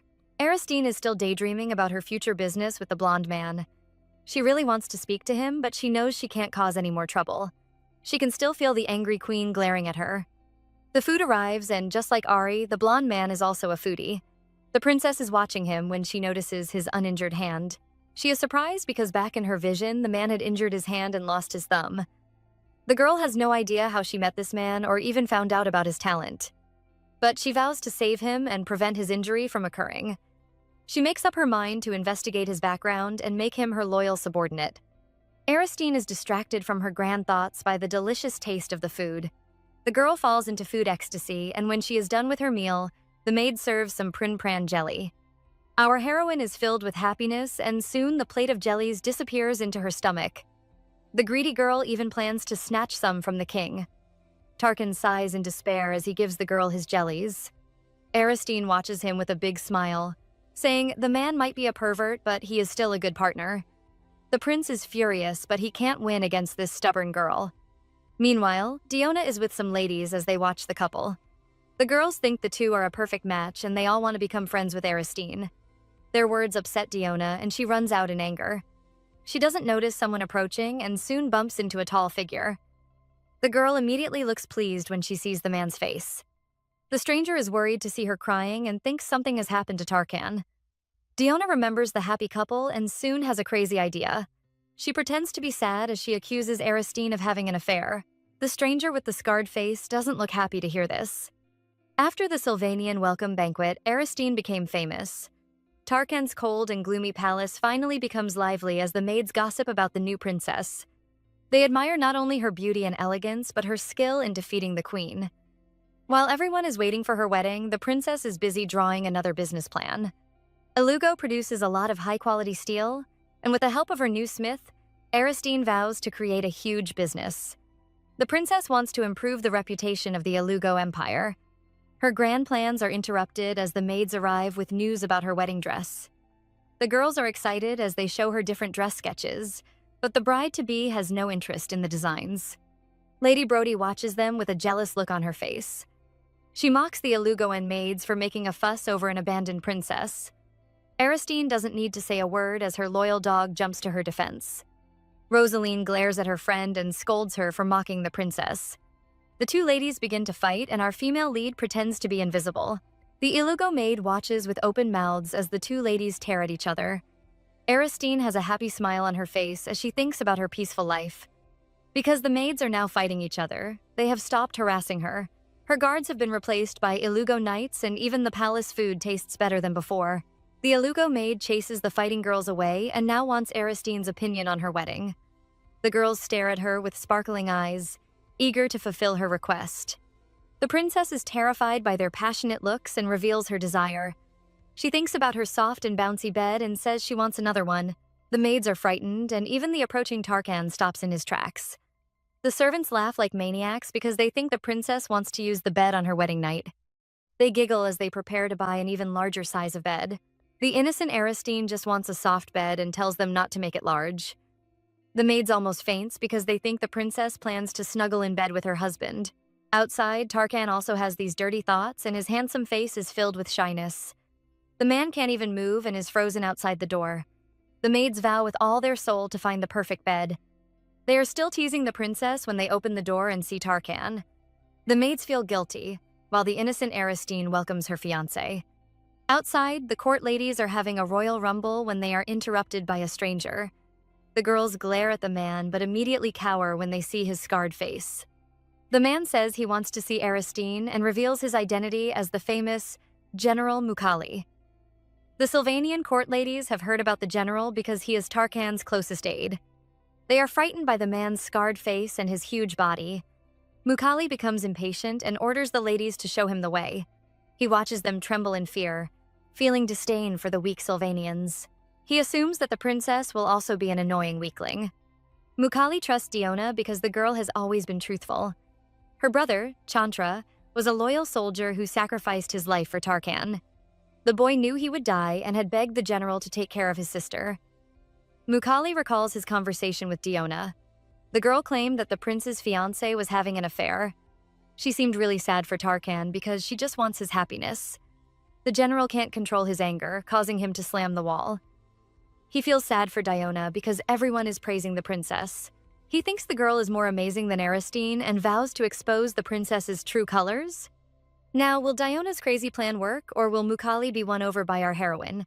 According to Pavlov's dog experiment, if you regularly ring a bell before feeding a dog, the dog would eventually associate the bell with food and would salivate just by hearing the bell ring. Right now, our heroine feels like that dog. She happily welcomes Tarkan because she knows his visit means more dessert. Of course, Aristine could just ask the maids to give her more snacks, but she still hasn't realized that this is also her palace. She refuses to make any demands, worried that others might scold her. The girl vows to make Tarkan king and defeat her evil father. Then, she will gain her freedom and buy everything she likes. Tarkan has no idea that he is just a source of food to his wife. His mind is filled with her talk about the soft bed, and he wonders why his business partner is having such dirty thoughts. He mentions her conversation with the maids, but the girl shows no shame. She even declares again that the bed must be extra soft. The prince is terrified and has no idea how to react. Aristine leans closer, asking about his opinion on the soft bed. Tarkan feels his heart flutter when he sees her pretty smile. Feeling ashamed, he slams the table and tells Aristine her dirty thoughts will never be fulfilled. He storms away in anger, but midway breaks into a quick run. Even the maid is shocked by his weird behavior. Our heroine is also confused because she has no idea what dirty thoughts she is supposed to have. The maid is about to take the snacks away, but Aristine, the little foodie, grabs everything. Staring at the table of food, she is delighted to have the 2 portions. She is about to enter into food heaven when her ladies-in-waiting suddenly rush in with terrified looks on their faces. The girls announce that a great danger is approaching as General Mukali is here to see her. They urge her to send the scary man away, but our heroine hasn't even heard about the famous general. Her maids are frustrated and explain that he is one of Tarkan's 3 closest allies. He is a hideous monster who defeated the Sylvanian knights all by himself. They think their words would make the princess reject him, but instead Aristine orders them to let him in. Mukali storms in, looking like the god of death. He has a terrifying glare on his face as he introduces himself to Aristine. He notices how tiny she looks and believes that, just like the other ladies, she will be terrified by his scarred face. The general is tired of such frightened looks, but is happy that his scar would teach the cheating woman a big lesson. Unfortunately, the cheating Aristine has a very low EQ. She welcomes the general with a huge smile, happy to finally meet one of Tarkan's men. Mukali is confused by her warm welcome because he spoke harshly and came here fully armed, just to frighten the princess. Yet, she doesn't even flinch at the scar on his face. He feels touched, until he remembers that this woman is cheating on his master. He mentions her search for another man, thinking that the girl would be frightened. Instead, Aristine happily agrees and even asks him to sit so they can talk about the man. The general turns into a block of wood and begins to doubt his life. The princess urges her maids to serve more snacks, and they rush off faster than Usain Bolt. Aristine smiles because she thinks that Tarkan sent the general here to help her search for the handsome blacksmith. She laughs because she thinks the prince is just a shy man who hides his true feelings. Meanwhile, the huge general is forced to sit at the table, looking like a child at a doll tea party. This is totally not what he expected. Mukali came here to catch the cheater, but is now having tea with a tiny princess from another country. Just then, the tiny princess announces that he's going to find that man for her, and the general nearly falls over from shock. Mukali looks flustered because he thinks he has been caught in the princess's trap. He can't resist her cute face as she begs him to help her find the mystery man. The general looks horrified as he remembers how the maids and the other soldiers all praise the princess. He believes that Aristine plans to seduce everyone with her charm and make them her puppets. Then she can control the whole Elugo. Mukali slams the table, determined to defeat this evil seductress. He points at the tiny princess, yelling that he came here for one reason. But just as Mukali is about to reveal his true purpose, he suddenly goes mute. Aristine is waiting for the big reveal, but the general can't say a single word. He hesitates because his battle instincts, which have always saved him, are telling him not to offend the princess. Mukali suddenly grins as he gets another idea. Instead of exposing the princess, he can pretend to be her ally, find the man, and gather more evidence. He imagines himself catching the princess right in the act and feels very pleased. He will make sure the sly girl won't escape her punishment. The warrior immediately changes his attitude and sits down again. He says he came here to help Aristine get more information about the man. Our heroine is pleased and thanks him with a cute laugh. The general pretends to be happy, but secretly scolds her for not being suspicious. He believes she must be a pampered princess. Aristine whispers to the general, complaining that she couldn't sneak outside to meet the handsome man because of her ladies-in-waiting. Mukali almost curses the princess but controls his temper and urges her to keep talking. Our heroine reveals that she has gathered the man's basic details from the servants, but she needs to know more. She wants to know everything about the mystery man, including his likes and interests. The general screams like a dying pig, questioning her decision. The next moment, he covers his mouth when he remembers that he is supposed to help Aristine so he can catch her in the act. The princess, meanwhile, happily declares that she is trying to attract the mystery man, and this time, the general really falls off his chair. He lays on the ground in shock as he confirms his suspicions. Diona was right about the princess. Mukali should be jumping in joy that he has caught the cheater, but right now, he feels upset. The man cries for his lovely master, wondering why the princess isn't satisfied with Tarkan. Aristine points out that the man has different skills than the prince, and Mukali nearly dies. Somehow, he thinks the princess is mocking his master's bed skills. Aristine finally notices the general's half-dead look and assumes that he wants his master to be the best in the world.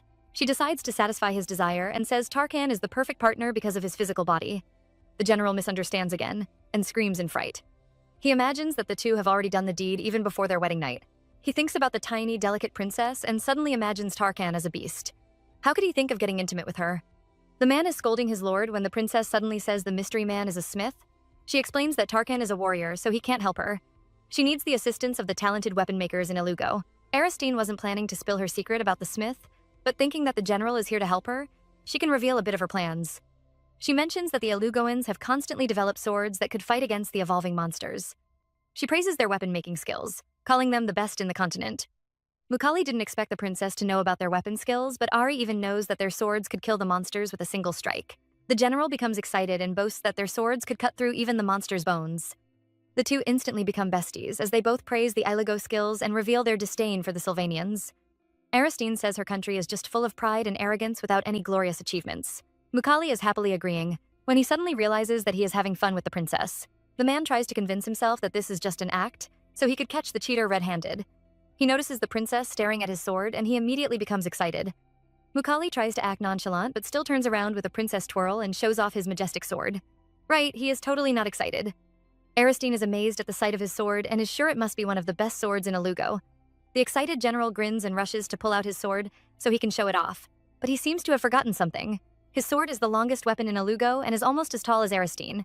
When he pulls it out from its sheath, it stirs up a great wind that messes up the princess's outfit. The general stammers in fear as he tries to explain himself, but looking at the disheveled princess, he knows he is doomed. The nervous general believes his life has come to an end. Right now, he looks like an evil villain bullying the weak and tiny princess with a large sword. He really should have listened to Zack when he told him not to draw his sword because he looks threatening. Mukali waits for the princess to start screaming in panic, but Aristine covers her face like she is about to cry. The general feels bad, because even though he came here to teach the princess a lesson, he really wasn't trying to frighten her just now. The big baby feels sad because he just wanted to show off his sword. Now he wouldn't even have a chance to speak to the princess again. Mukali is drowning in despair when he suddenly hears someone approaching. Aristine has a huge smile on her face as she leans down to admire the large sword. When she glances at him, her whole body seems to be sparkling with happiness. The general is confused by the princess's reaction because even though she is staring at his face, she doesn't look upset. He covers his scarred face as he recalls his past. During the war, he had been mocked by the Sylvanas Knights and called a horrible monster. He wasn't bothered at first because he thought those scars were proof of his strength. But when he tried to interact with others, he realized that his scarred face would make children afraid. Even Diona had always avoided him until she got used to the sight. The general had accepted that he would never get along with weak and tiny people. That was why he thought the little Sylvanas princess would also be frightened. But from the first moment he saw Aristine, she had never shown a hint of fear or disgust. In fact, right now, she is treating him just like a normal person. She stares right into his eyes, and all he can see is curiosity. It is almost as if his scar doesn't matter. The general shakes his head, trying to convince himself he is just overreacting. There is no way a Sylvanas princess would be interested in him or his sword. Still, he kneels before her and describes his sword's maintenance process. Aristine asks to touch his sword, and the general warns her to be careful. Soon, an entire afternoon passes, but the general is still talking about his sword. Aristine is amused as she stares at him, finally realizing that Mukali is just a sword freak and is totally obsessed with swords. Still, she feels happy to have such a great experience. Aristine is listening to the general happily when she suddenly feels like she has forgotten something important. The princess screams and startles the poor general, who thinks that there is danger around. He grabs his sword, ready to defend the princess from the assassins. Instead, he sees the girl crying as she complains that her table full of desserts have all gone cold. Aristine doesn't notice the surprised general because she is crying over her delicious food. Mukali thinks that she can just ask her maids to bring more until he remembers that he scared them away. It is all his fault! Meanwhile, the Sylvanas princess says that she can just get more desserts when the prince visits.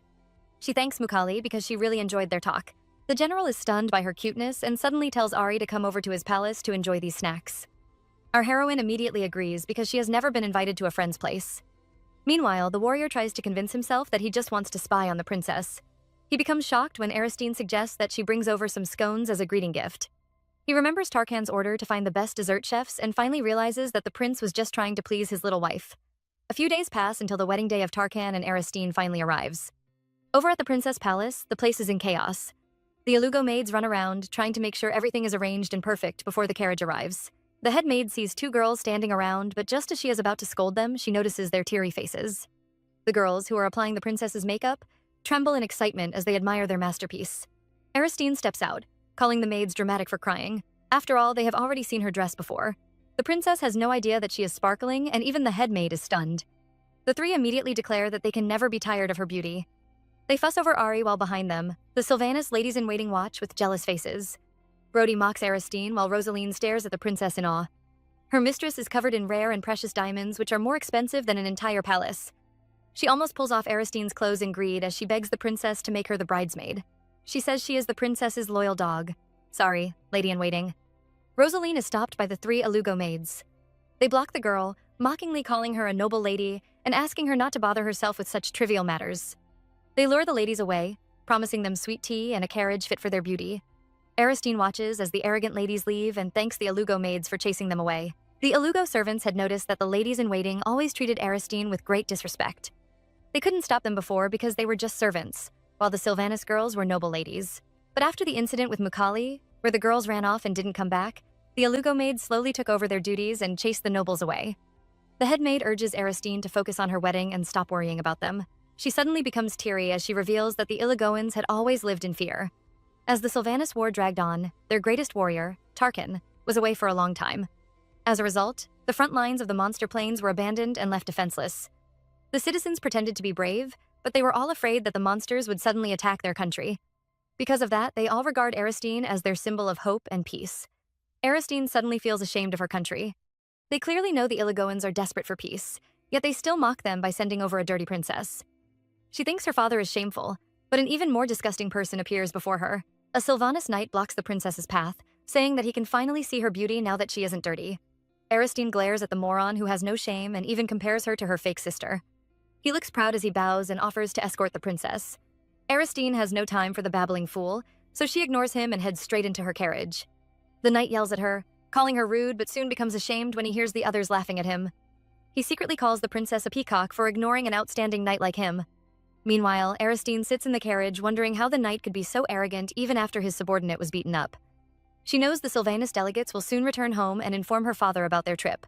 The king would no doubt be annoyed that she isn't being mocked the way he expected. Our heroine decides to find a way to get rid of those knights as soon as possible. Over at the wedding venue, the Alugo reporters have already arrived at the palace, even though the wedding hasn't started. Tarkan's three wings appear, stunning all the ladies. They are all dressed in matching suits, but Mukali feels awkward without his sword. Beside him, Zack warns him not to cause any trouble, while Durante imagines how his boss would look in a wedding suit. The girls are all amazed until they remember that Lady Diona is missing. The people of Alugo have always admired the four friends. Just then, Diona arrives and greets the girls, causing them to nearly faint because their idol is speaking to them. The girls praise her beauty and even suggest that Day will outshine the princess. Diona is happy to hear this, but still pretends to defend Aristine. The girls secretly blame her for being too kind, but wonder why she isn't at the groom's waiting room. Diona pretends to be scared as she reveals a truth that makes the girls stunned. Diona claims that she is going to see the princess. She acts sad as she says Aristine must be feeling sad and lonely in a foreign country. Since she is the princess's only age mate, she must take care of her. The Alugo ladies immediately look terrified and suspicious. They both assume that the Sylvanus princess must have summoned Diona. She must have found out that Tarkan has a special relationship with the girl. Everyone in Alugo thinks that the prince has a special relationship with Diona.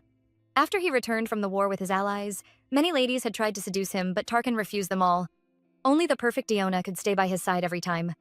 The girl belonged to the house of Palamon, and her late brother, Chantra, was one of the most famous warriors in the kingdom. The people all believe that Diona is the only one who can melt the prince's stony heart, but they can't be together because of the evil king. The Iligo ladies immediately become angry as they assume that Aristine is bullying the timid Diona. They had pitied the princess, thinking she was also forced into the marriage. But now they can't hide their disdain. The ladies cheer for Diona, declaring that they will always be by her side. The girl pretends to be ignorant and thanks them for supporting her. The ladies are touched by her cute and soft behavior and are truly terrified that the princess might harass her. They decide to spread rumors about the nasty Aristine, while the sly Diona runs away with an evil smile. The girl heads over to the bride's waiting room and stares at the door with teary eyes. She had always imagined herself sitting in this very room ever since she was young. But the Ilugo king had ruined her plans by arranging a royal marriage for the prince. Diona feels unwilling, so she steps inside to challenge the princess. Unfortunately, she is immediately stunned by Aristine's gorgeous look. The girl introduces herself to her, but Aristine only remembers her as the girl who served her tea. Diona has to bow to hide the hideous look on her face. She is jealous of Aristine's beauty, which seems to be increasing day by day. She clenches her fists, feeling frustrated, until she remembers that Tarkan's feelings will never change. Her face is suddenly filled with an evil smile as she stands up, claiming that she came to congratulate the princess on her wedding. Her eyes fill with tears as she says the couple would look good together. Diona pretends to be sad, hoping that Aristine will question her. Instead, the princess accepts her thanks with a calm face. The lady refuses to believe that Aristine is really calm and thinks that she is just pretending. She decides to provoke the girl and reveals that she grew up together with Tarkan. She says their mothers were best friends and her brother was also Tarkan's ally. Diona has been obsessed with the prince from the moment she saw him. She always believed that they were meant to be together and even get married. She shows off to Aristine, claiming that Tarkan's mother has always adored her and treated her like her daughter-in-law. The prince had also cared for her since she was young, and even though he avoided other girls, he was never heartless to her. Diona pretends to be worried about Aristine, telling the princess not to be offended by Tarkan's cold behavior. She thinks that Aristine will be offended, but our heroine is just bored by the senseless conversation. She isn't bothered by Diona's existence and doesn't care that she is Tarkan's secret lover. Aristine just wants to use the girl as a bargaining chip against Tarkan in the future. She even imagines the scene and feels a bit pleased. Aristine is lost in thoughts while Diona continues to ramble. She glares at our heroine, thinking she would feel bad about being the third wheel.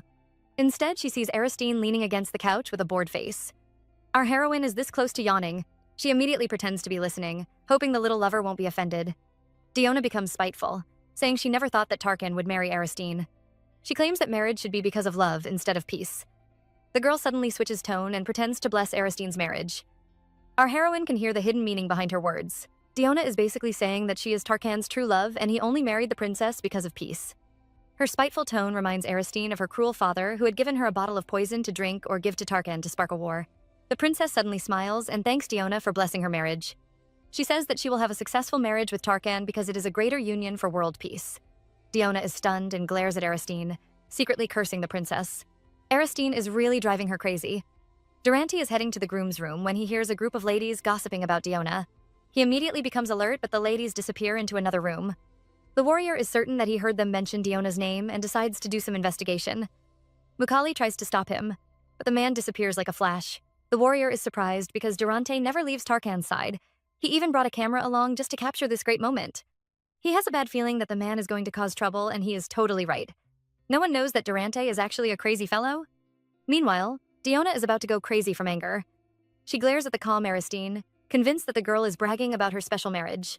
Diona really thinks that she is Tarkan's true love. They were always destined to be together, and even his 3 allies treat her like a little sister. She decides that since she can't marry the prince, she will make sure Aristine can never steal his heart. Meanwhile, our heroine is confused as she stares at the fuming girl. She thinks Diona is upset because she didn't listen to her bragging. Aristine complains that socializing is really hard. Just then, Diona hears a knock and thinks the princess's ladies-in-waiting are back. She feels unsatisfied because she hasn't properly insulted Aristine. But her hopes are ruined when Durante steps in. The warrior kneels and gives Aristine a proper greeting. The Ilugo beauty is upset because the knight is treating Aristine like a proper princess of the Ilugo family. Our heroine also feels awkward, so she asks the knight to rise. The two immediately start talking while the nervous Diona watches in fear. Durante suddenly glances at her and questions her presence. The girl panics because she knows Durante isn't as naive as Mukali. If she makes a single mistake, her life might be over. The two are having a showdown when Aristine suddenly interrupts and says the girl came to congratulate her. The princess is tired of listening to Diona's love story, but thinking that the girl still wants to brag, decides to help her snatch a second audience. She even winks at the girl, looking like a helpful friend. Diona almost loses her soul and immediately claims that she only wants to congratulate Aristine. Unfortunately, she has a pig teammate, and Aristine openly declares that Diona was bragging about her relationship with Tarkan. Durante is filled with a dark aura, while the nervous Diona tries to defend herself. She calls it a misunderstanding, but the warrior gives her a harsh look. Aristine has no idea what is going on and even wonders why Diona looks frightened. She thought the girl knew about her fake relationship with the prince and came to brag about her lover. But feeling the strange tension in the air, she finally realizes that she was wrong. Aristine stops the two from murdering themselves and declares that she is okay with Tarkan having a little lover. She thinks she has to support Diona so the girl might help her negotiate with Tarkan in the future. But looking at Durante's murderous face, she realizes that she might have said something wrong. Durante reminds Aristine that marriage is a once-in-a-lifetime event, so she shouldn't give in to the scheming wench. Diona protests, but he stares at her with a harsh look and warns her to stay away. Aristine isn't upset because she thinks her marriage with Tarkan is just a political event. She assures the warrior that she really doesn't care about Tarkan having a lover. Durante clenches his fist, feeling unhappy, but he is forced to accept Aristine's choice. He bows to her as he leaves, but walks past Diona with an angry face. Just before he steps out, he gives the princess a sincere blessing for her marriage. Aristine calls it her second blessing, but Durante knows that Diona's greeting was fake. He is really the princess's first supporter. The warrior leaves, but Diona is unable to stay calm. She knows the warrior is really angry, so she tries to chase after him and explain herself. Aristine stops her, wondering why the girl isn't bragging about her lover anymore. Diona pretends to smile, but secretly calls the princess a scheming person. She claims she is going for a bathroom break and immediately rushes outside. Our naive heroine really believes her and even wishes the girl a peaceful bathroom session. Sigh. Diona chases Durante into the banquet. She grabs his arms, begging him to give her a chance to explain. The warrior tells her to go ahead, but she notices everyone staring at them. Unwilling to expose her true colors, she drags him outside the palace. Diona claims she was just giving Aristine some advice on how to handle her marriage. She only told Aristine about her past with Tarkan, so the princess won't misunderstand. But Aristine had twisted her words to make her look bad. Durante isn't a gullible man and tells Diona not to explain herself. Her strange gaze towards the prince has already exposed her true feelings. The Alugo beauty is stunned, realizing that Durante already knows about her feelings for Tarkan. But instead of being ashamed, she blames the man for not taking her side or cherishing her. She stares at him with teary eyes, and this is the scene that Mukali witnesses when he steps outside. Diona is happy to see her best supporter, while the general panics at the sight of her teary gaze. The girl jumps into his arms and he pets her. Of course, he doesn't forget to scold Durante. He doesn't even ask about the details, and just declares that his friend must be wrong. Durante shakes his head, amazed by the general's naive behavior. He tells Diona that he doesn't care about her business with the princess. His eyes suddenly glow with killing intent as he threatens to destroy her if she ever bothers Tarkan. Diona is frightened because Durante has another nickname. He is Tarkan's sword of protection and will destroy anything that bothers his master. The man walks away and even slams the door behind him. Mukali watches with a stunned face while Diona continues to cry and complain about the warrior's fierce behavior. She doesn't give up on ruining Aristine's name and even suggests that the princess might have said bad things about her to the warrior. Mukali is stunned when she mentions the princess's name, but remembering that small and cute girl, he doesn't really believe Diona's story. He decides to ask his friend about the details later. Meanwhile, the palace is filled with fireworks as it is finally time for the bride's entrance. The Alugo maids lecture Aristine's noble ladies, telling them how to hold the prince's dress and behave in front of the cameras. They really look like the real ladies in waiting. Aristine ignores the arguing girls, unable to believe that she's finally getting married. Just then, the huge doors open and a luxurious banquet hall is revealed. The photographers cover them with flashing lights as they struggle to take the best pictures. The ladies in waiting are finally frightened, and by the way they hold Aristine's dress, you would think it was an egg. Our heroine heads towards the man waiting for her at the altar. For a moment, she feels confused, because she seems to have seen a gentle and loving look in the prince's eyes. Aristine can't believe it and guesses that it must be the camera flashes playing tricks on her eyes. The wedding begins, and the priest praises their union as a symbol of peace. Behind them, the Alugo ladies stare at the two with awe. They always thought that even though Aristine was beautiful, her small body couldn't compare to the tall and attractive Alugo ladies. But right now, the couple seem to be the perfect match, and Aristine looks even better than Diona. The girls gossip about the Alugo beauty and her relationship with Tarkan. Some believe that the two were involved, but others think the prince just treated Diona better than other ladies. The priest's sermon is over, and he declares with a smile that the couple can finally kiss. Tarkan is startled and immediately flinches in shock. Aristine is confused because sharing a kiss is a normal wedding process. She studies his frowning face and concludes that the shy man must be feeling nervous. The princess decides to give him some support and grabs his hand. She tells the prince that sharing a kiss is just a temporary contact between two people. She even pats his hands as she cheers him up. Tarkan is upset because it seems like his wife has kissed a lot. He questions her, but the next moment, feels ashamed for asking such a question. Aristine, meanwhile, thinks kissing isn't a big deal and even moves her lips closer to Tarkan's. The man suddenly pulls her close, causing the people to almost faint from excitement. The couple share their first kiss, and their marriage is finally sealed. Outside the palace, the people are about to die from happiness. The photographers are also moved to tears, and one even claims that the prince just confessed his undying, eternal love to the princess. Of course, our male lead never said that, but the photographer swears with his life, causing everyone to believe this fake rumor. Everyone looks happy about the marriage, except for a few unhappy fellows. The queen and Duke Skila glare at the couple with dark eyes. The woman suddenly smirks at Aristine, and it looks like she has an evil plan. The couple step out of the hall, but their wedding still isn't over. Next, they have to perform the wedding parade, follow the main royal road to Tarkan's place, and announce their marriage to the citizens. Aristine is stunned when she sees the large crowd waiting outside for them. The people yell blessings for her marriage, praising her beauty and kindness. She falls into a daze because she has never attended an official event. Her heart is touched, and seeing their smiling faces makes her very happy. Aristine smiles back at the citizens, causing them to freeze in awe. The next moment, they begin to cheer even louder. The princess turns to her husband, urging him to also greet the people. But the prince keeps frowning, looking like we owe him $1 billion. He has been sulking for hours, and his face looks even more terrifying than usual. Aristine calls his name, but he scowls like she is his greatest enemy. The girl isn't bothered and orders him to smile, but Tarkan refuses. Aristine points at the crowd, reminding the prince that they came to support him. The least he could do is give them a smile. Tarkan still refuses, so she says they have to pretend to be a loving couple so they can stop the evil queen from finding a flaw and ruining their marriage. The prince is upset because it seems his wife really has no personal feelings about this marriage. He has been worried about the kiss while she looks so carefree. He is unwilling to be defeated, so he finally smiles at Aristine. Our heroine is stunned by his good looks and stares at him in a daze. She only recovers when the man reminds her to also smile at the people. Feeling ashamed, Aristine turns away to wave at the citizens. She can't believe she just drooled over his beauty. The people cheer as the couple continue the parade, which symbolizes the citizens' blessings. Aristine is determined to maintain this marriage of peace so the Ilagoans can always be happy. Everything seems to be going well, until the coachman discovers that the carriage screw has suddenly gone loose. The couple are about to have an accident. The horses go into a frenzy while the terrified coachman tries to stop them. Unfortunately, the carriage connector is broken, and the loud sound has frightened the horses. The animals increase their speed, and the coachman cries that they are about to crash. Aristine closes her eyes and doesn't struggle. After all, she is already used to enduring the pain. The citizens also widen their eyes in fright as we hear a loud crash. Our heroine is waiting for her bones to crack, but she doesn't feel a single thing. Instead, she is floating in someone's embrace, and it feels very familiar. Of course, it is Tarkan who has come to his wife's rescue.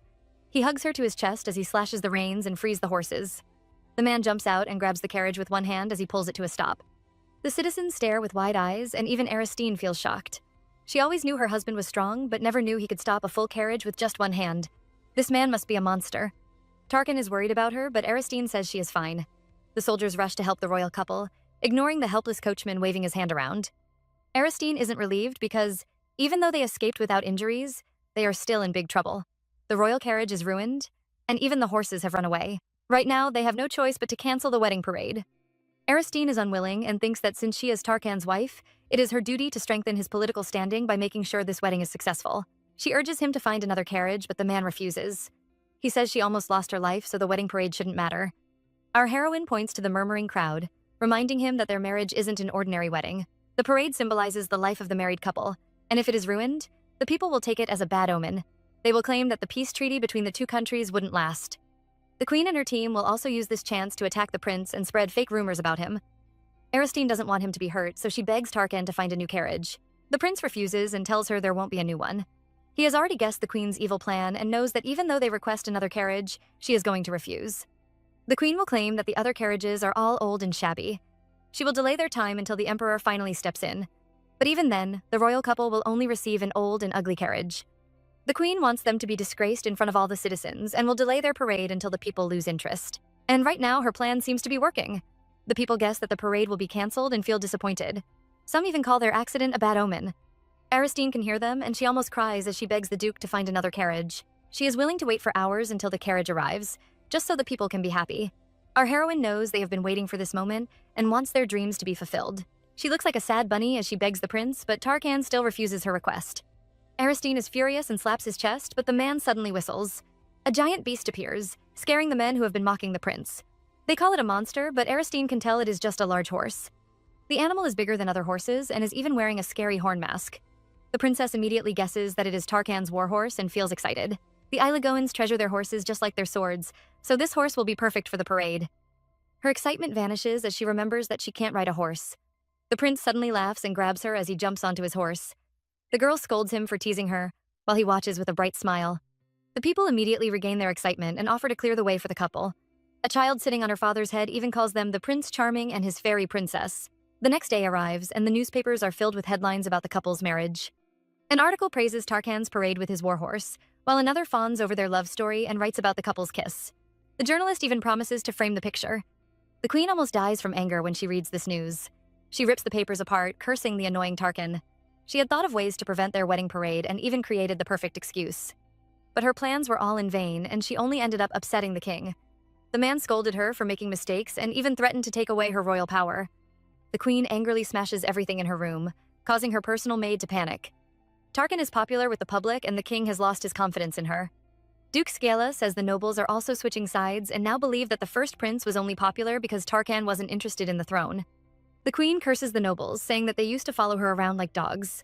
Now they even dare to compare her son to Tarkan. She realizes that the prince has changed and blames it all on the Sylvanas princess. She thinks that everything is Aristine's fault. Just then, Yanika rushes in with a panicked look, clutching a newspaper. She urges her mother to take a look, but the duke refuses, thinking it is about the prince's marriage. Yanika, with a teary face, announces that it is a new article. It turns out our royal couple might have just broken their bed on their wedding night. The queen and her father have stunned looks on their faces as they wonder what the heck is going on. To understand the full story, we will go back to the night of the wedding parade. The maids are helping Aristine to bathe, preparing her for her wedding night. Meanwhile, our heroine is dozing off in the tub and is just desperate for her soft bed. The maids urge her not to fall asleep, reminding the princess that it is her wedding night. They approach Aristine with their evil claws, scrubbing and rubbing her all over in preparation for the ultimate event. In the end, the girl comes out sparkling and glowing and looks just like a boiled egg. The naughty maids aren't done and present the secret weapon they have prepared for their mistress. It turns out to be a black lacy nightdress. Aristine stares at it in awe, while the giggling maids reveal that it was Tarkan's choice. Unable to pick an outfit, they had shown the prince and his gaze had lingered on this dress for an extra 0.3 seconds. They laugh like maniacs, certain that the princess will steal Tarkan's heart within minutes. Aristine is touched by the maids' efforts because they really are professional perverts. She tosses the dress away and orders them to find a comfortable nightgown. They scream in pain, but she warns them not to focus on their perverted desires.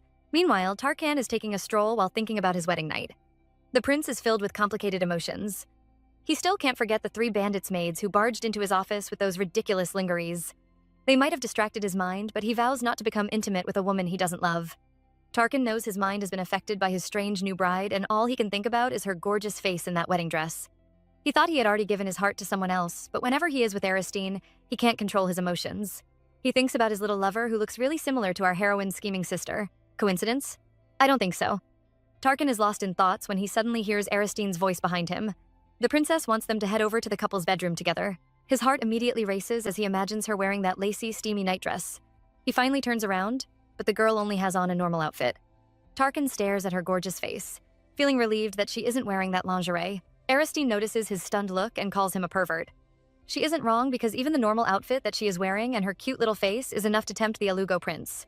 He covers his face, thinking that this is more dangerous than that lingerie. The two finally arrive at the door of the couple's bedroom, but it is covered in elaborate decorations. They scold the servants for going too far and finally step into the room. Aristine and Tarkan are almost blinded by the dazzling room. Everywhere seems to be glowing and sparkling, and the room is covered in luxurious decorations. Aristine is amazed, while the prince is a bit worried. He glances at the elaborate bed covered in decorations and can almost feel his servant's excitement. He panics when he notices the tiny bed, which barely takes up any space. Tarkan is still worried when he suddenly sees his wife charging at the bed like a demon. Aristine flings her slippers off in midair and sinks into the soft heaven.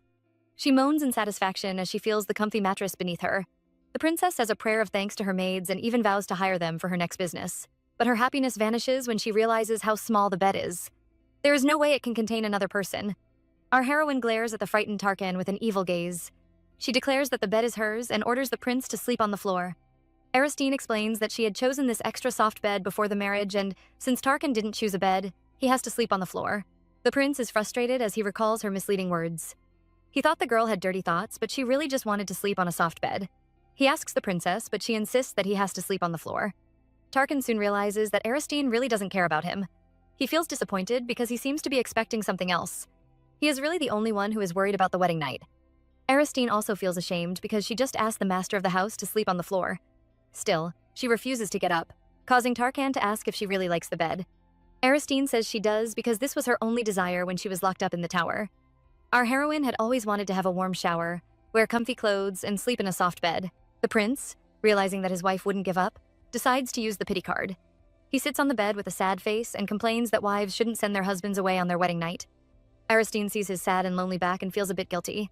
She finally gives in and offers her hand to the prince, inviting him to share a bed with her. She promises not to do anything else than hold his hands. Tarkan stares at the girl's smiling face, but right now she looks like a cunning fox. She urges him to join her on the bed and promises not to touch him inappropriately. The prince is frustrated and wonders who is teaching his wife those dirty words. But our heroine can get even nastier. She directly asks the man if he wants to sleep with her. Tarkan panics and immediately denies. Aristine says she also doesn't like him and urges the prince not to worry. She knows he might need an heir, but she isn't ready for that. The girl thinks she can make Tarkan the king even without an heir. Of course, she is also going to use her secret weapon, the Emperor's Eye. Our heroine feels proud of herself for helping the prince protect his innocence. She even teases him by mentioning his feelings for his little lover. Aristine can tell that the prince has another woman in his heart. Tarkan is surprised and thinks about his mystery crush. He wonders how Aristine found out about his hidden feelings. The girl assumes he is talking about Diona and says it was too obvious. After all, the Ilugo beauty had bragged about their relationship. Our male lead tries to explain himself, until he remembers that Aristine has no interest in their marriage. From the beginning, she has always been in control, which upsets the prince. He admits that the girl is his lover, hoping that Aristine might show some reaction. Unfortunately, our heroine is very happy and can't hide the huge smile on her face. She has found another blackmail material on the prince. She tells Tarkan that she has no interest in being his queen and even says the man can pay her off if he wants his lover to take the role. Aristine can hear the sound of money and almost opens a mistress-to-wife business. She even offers to give the role up for a lower price. The prince is filled with anger as he glares at this greedy woman. He promises to remember her words, then turns his back on her with a frown. Our poor girl feels bad, wondering if she said something wrong. The two lay in silence until Aristine says they have to prove that they slept together. She suggests that they leave some bloodstains on the sheet. Tarkan replies that the Ilugoans don't think virginity is important. He points out that a lot of brides don't bleed during their first time. Aristine is impressed by the Ilugoan mindset and compares them to her trashy Sylvanians. Still, she is concerned about Tarkan's public image and knows that showing a display of love will boost his political standing. The princess thinks of another crazy idea and asks Tarkan if he has broken a bed while making love. The prince jumps up and glares at Aristine, wondering what weird things she is always thinking about. The girl misunderstands and thinks he is upset because he has never broken a bed. Meanwhile, our innocent prince has never touched a woman. He is about to say that, but Aristine interrupts him. She feels disappointed because she thought that with his strong muscles, he would have broken a lot of beds. She pats his shoulder, urging him not to feel hurt by his weakness. Our male lead is about to go crazy as he glares at this annoying woman. Aristine thinks his ego has been crushed, so she tries to comfort him again. The prince is filled with anger and looks like a demon king that is about to end her life. Aristine, convinced that she has hurt his pride, tries to think of a way to make him happy. She recalls some terrible advice from the Emperor's Eye and decides to drown the prince in fake compliments. She says he can always build his strength and even offers to buy him some stamina-boosting food when she is rich. Tarkan is frustrated by this little princess and orders her to stop talking. The two lie in bed in silence, but the prince still feels unwilling. He resumes the conversation, saying he can break a bed if he wants to, but Aristine only smiles. She clearly doesn't believe him. The princess continues her fake praise, but anyone can tell that she is just patronizing the prince. The man glares at her in frustration and decides to show off his strength. He flips on top of Aristine, but instead of frightening the girl, his heart starts racing. Our heroine notices his strange behavior and tries to push him away. Unfortunately, her lucky fingers end up touching his strong chest. The girl is enjoying the view when Tarkan suddenly slams his fist on the bed frame. Immediately, there is a loud crack, and we can almost feel the maid's pain. The room is filled with chaos, and when Aristine finally recovers, she realizes that her husband has just broken the bed. Aristine didn't expect Tarkan to really destroy the poor bed. She panics as she realizes that she has nowhere to sleep now. The prince says with a lot of confidence that she asked him to break the bed burr. Aristine points out that he could have done it later. He was also supposed to break the bed while getting intimate. Tarkan's pride is hurt and he threatens to show off his bed skills. Aristine isn't afraid and even dares the man to reveal his true strength. Unfortunately, nothing happens and Aristine complains about her precious soft bed. The prince feels a bit guilty, so he grabs the mattress and drags it over. Since it isn't broken, he urges the girl to sleep on it. The princess asks where he is going to sleep and the man says he can stay on the floor. Aristine stares at his pitiful back and feels a bit guilty. She promises not to touch him and offers her hand to him, suggesting that they share the bed. Tarkan holds his little wife's hand and finally asks the question he has been thinking about. Where did Aristine learn those ridiculous lines? The innocent girl says that couples would say something like this during their wedding night. Our male lead is amused and laughs at the strange woman. The two hold hands as they lie on the bed and Aristine even leans her head against Tarkan's warm chest. Our heroine has never shared a bed with anyone and feels excited. She leans against Tarkan's warm chest and soon falls into a deep sleep. Aristine is having a pleasant dream. She is taking a stroll through a garden when she suddenly notices a tree full of white bread. The breads beg the princess to taste them, and she is immediately excited. Just then, she sees a pitiful abandoned bread lying on the floor and thinks it looks like something from a fairy tale. She grabs the abandoned bread and begins to knead its soft body. The poor bread protests, but Aristine is addicted to the feeling. She refuses to withdraw her devilish claws and even begins to drool over its smell. Little bread tries to run away, but the princess chases after it. She ignores its screams of terror and takes a big bite. The next moment, we hear a loud noise as Aristine is tossed to the edge of the bed. She is a bit confused, but thinks that everything must be a dream. The princess stretches in happiness and finally notices Tarkan. She greets the man with a smile, but the prince only flinches and moves away. Aristine is confused until she sees the warrior's face. Tarkan looks like a little rabbit hiding from a big bad wolf. He glares at Aristine with resentment, and we see some suspicious teeth marks on his smooth chest. Tarkan covers his chest, staring at Aristine with accusing eyes. The princess tries to touch him, but he quickly runs away and glares at her. He accuses her of forgetting her promise, but Aristine thinks he is upset because she didn't hold his hands. Tarkan yells at her, but she truly has forgotten everything. He feels ashamed, but finally reveals that she has been touching his chest all night. Aristine laughs at first and doesn't believe him, until she sees the marks on his chest. The princess is shocked and screams at the sight. Tarkan, full of disappointment, says he can't trust anyone who promises not to make a move. Aristine tries to explain herself, even telling him about her dream. The prince refuses to believe her, so she has to apologize 1,000 times. The royal palace is filled with rumors about the new couple. Tarkan didn't show up for the morning assembly, and everyone thinks it was because of their passionate night. The newspapers are all filled with reports about their broken bed. The people think that Aristine took her bath alone to hide the evidence of their wild night. Meanwhile, our heroine is just receiving another vision. She steps out wearing a pretty black dress and is welcomed with a table of food. Her maids force her into the seat, encouraging her to eat more so she can match the prince's wild stamina. The princess pretends to be deaf as they complain about Tarkan, wondering how he could go wild on such a delicate princess. He even broke their new bed. The girls pretend to be unhappy, but they can't hide the smug smiles on their faces. Aristine decides not to explain so everyone could believe that they are a loving couple. She worries about Diona, afraid the girl might think she stole the prince's innocence, but when she tastes the delicious food, her worries fade away. Aristine decides that she is just a third wheel and the couple can solve their issues themselves. She is enjoying her breakfast when she suddenly has a strange feeling. The maids are watching her with wide eyes, expecting a review of her wedding night. Aristine recalls the feeling of that soft bread and becomes obsessed again. She says the prince was hot and firm and even stares at her hand with a dazed look. The naughty maids imagine 10 pages of wild passion and nearly lose their souls. Just as everyone is having fun, Brody suddenly barges in with an angry look. She curses Aristine for fooling around in bed while their Sylvanian knights are facing chaos. Before she can even explain the details, the Alugo maids order her to shut up. The girl scolds Brody for barging in, while another maid sneaks behind her to lock the doors. Brody calls herself a noble and yells at the girls for daring to scold her. The maids remind her that Aristine is no longer a guest but the mistress of this palace. Since she is now their lady, they can finally teach her disobedient ladies-in-waiting a lesson. They all surround Brody, ready to teach her how to serve her master. The girl trembles in fear until the princess orders the maids to stop. The Alugo servants suddenly regain their cheerful faces, frightening the noble lady. Aristine watches her with a smile, urging the girl to explain what happened to the Sylvanian knights. Brody clenches her fist as she realizes that the maids have changed and the princess has won their favor. Still, she complains that the Alugo knights are savage monsters and accuses them of harming the Sylvanian guards. Aristine wonders how the girl could be so arrogant and shows no interest for the Sylvanians. Brody insists that she has to help them scold the Alugoans. Aristine isn't interested, but still listens to Brody's story. According to custom, during the couple's wedding night, the Alugo and Sylvanus knights are supposed to guard their wedding chamber. But the Alugoans had suddenly attacked their rivals. The loyal Sylvanians, who treasured the marriage alliance, refused to fight back and ended up being assaulted. Of course, Aristine doesn't believe this fake story. She is upset because her efforts to act as a loving couple with Tarkan might be ruined by the knights' quarrel. If the Sylvanians claim that the fight was one-sided, it could even cause a political issue. Tarkan also receives a report about the assault. He already knew that a fight would occur between the two knights, but never thought that his loyal general, who always preached peace, would also be involved. He glances at Durante, asking for an explanation. Durante, the holy sword of protection, has never cared about what other people said or did. He is only focused on his master and interested in things that could bring benefit to Tarkan. And yet, this cold, emotionless man had joined in a childish fight. The warrior apologizes for troubling his boss and ruining his political standing. Tarkan knows his guard has never been interested in other people and isn't worried about his politics. He wants to know why Durante joined the fight.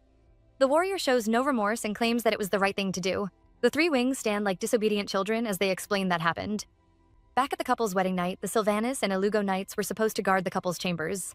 Instead, the Sylvanians kept complaining and even ran to the knights' waiting room to play some cards. The ugly knight who tried to seduce Aristine is thinking about the princess's rejection. He feels upset and nearly breaks the glass he is holding. Just then, he hears some men praising the princess's beauty. The other knights even say they should have assaulted the princess during their journey. The men laugh as the disgusting captain also joins their conversation. He claims that Aristine has no dignity, so she is fit to be the barbarian's bride. He has a disgusting grin on his face as he imagines the wild fun the couple must be having. He even suggests that the prince might let them join the fun. Unfortunately, those words are heard by the Alugo knights. The Sylvanians have no idea that they have been caught, and the arrogant captain continues to insult the princess. He even says she would have a better time if he was the one spending the night with her. Durante is furious and calls the guard crazy. He noticed that the Sylvanians weren't on guard and came to figure out what was going on. Instead, he caught the captain insulting a royal family member, an act that could put him in prison. The warrior is sure the captain's subordinates would scold him, but instead, he hears the men laughing and supporting the scumbag. They even believe that Aristine must be full of regret after rejecting his offer. The arrogant captain boldly declares that such a vulgar woman isn't worthy of him. Durante is furious, but before he can make a move, Mukali rushes in and gives the man a huge blow. The Sylvanians are frightened as they finally realize that the Ilugo knights have heard their words. The scumbag spits out a few teeth, but Mukali isn't satisfied. He glares at the other Sylvanian knights and proceeds to give them a good beating. The other knights stare at the giant bear beating up their teammates and realize that they are doomed. They overhear Zack scolding the general for making a ruckus and think that they have found their savior. The Sylvanian threatens to file a complaint and orders the Ilugo guard to stop his friend. Instead, Zack responds by smacking the man's head with his heavy book. He looks like a handsome scholar as he warns the Sylvanians to be quiet. Such a refined fighter. The other knights nearly cry as they scream about attempted murder. Mukali scolds Zack, who claims that his hand moved without thinking. He always has the urge to beat up idiots. Durante has a helpless look on his face as even the peaceful Zack joins the fight. He has no choice but to stop them and clean up their mess. The guard is done explaining the story, but the prince still looks upset. He can't believe his men didn't teach the disgusting captain a lesson. Durante suddenly smiles and reminds Tarkan he is his holy sword. The warrior made sure he fixed everything perfectly. As for how he did that, let's just say a few eggs were broken. Aristine is also listening to this gory story while eating an egg. The sound of the breaking egg gives Brody some serious trauma. Our heroine has no idea why the girl looks so frightened, but the maid calls her heartless for still daring to eat. And it just had to be eggs.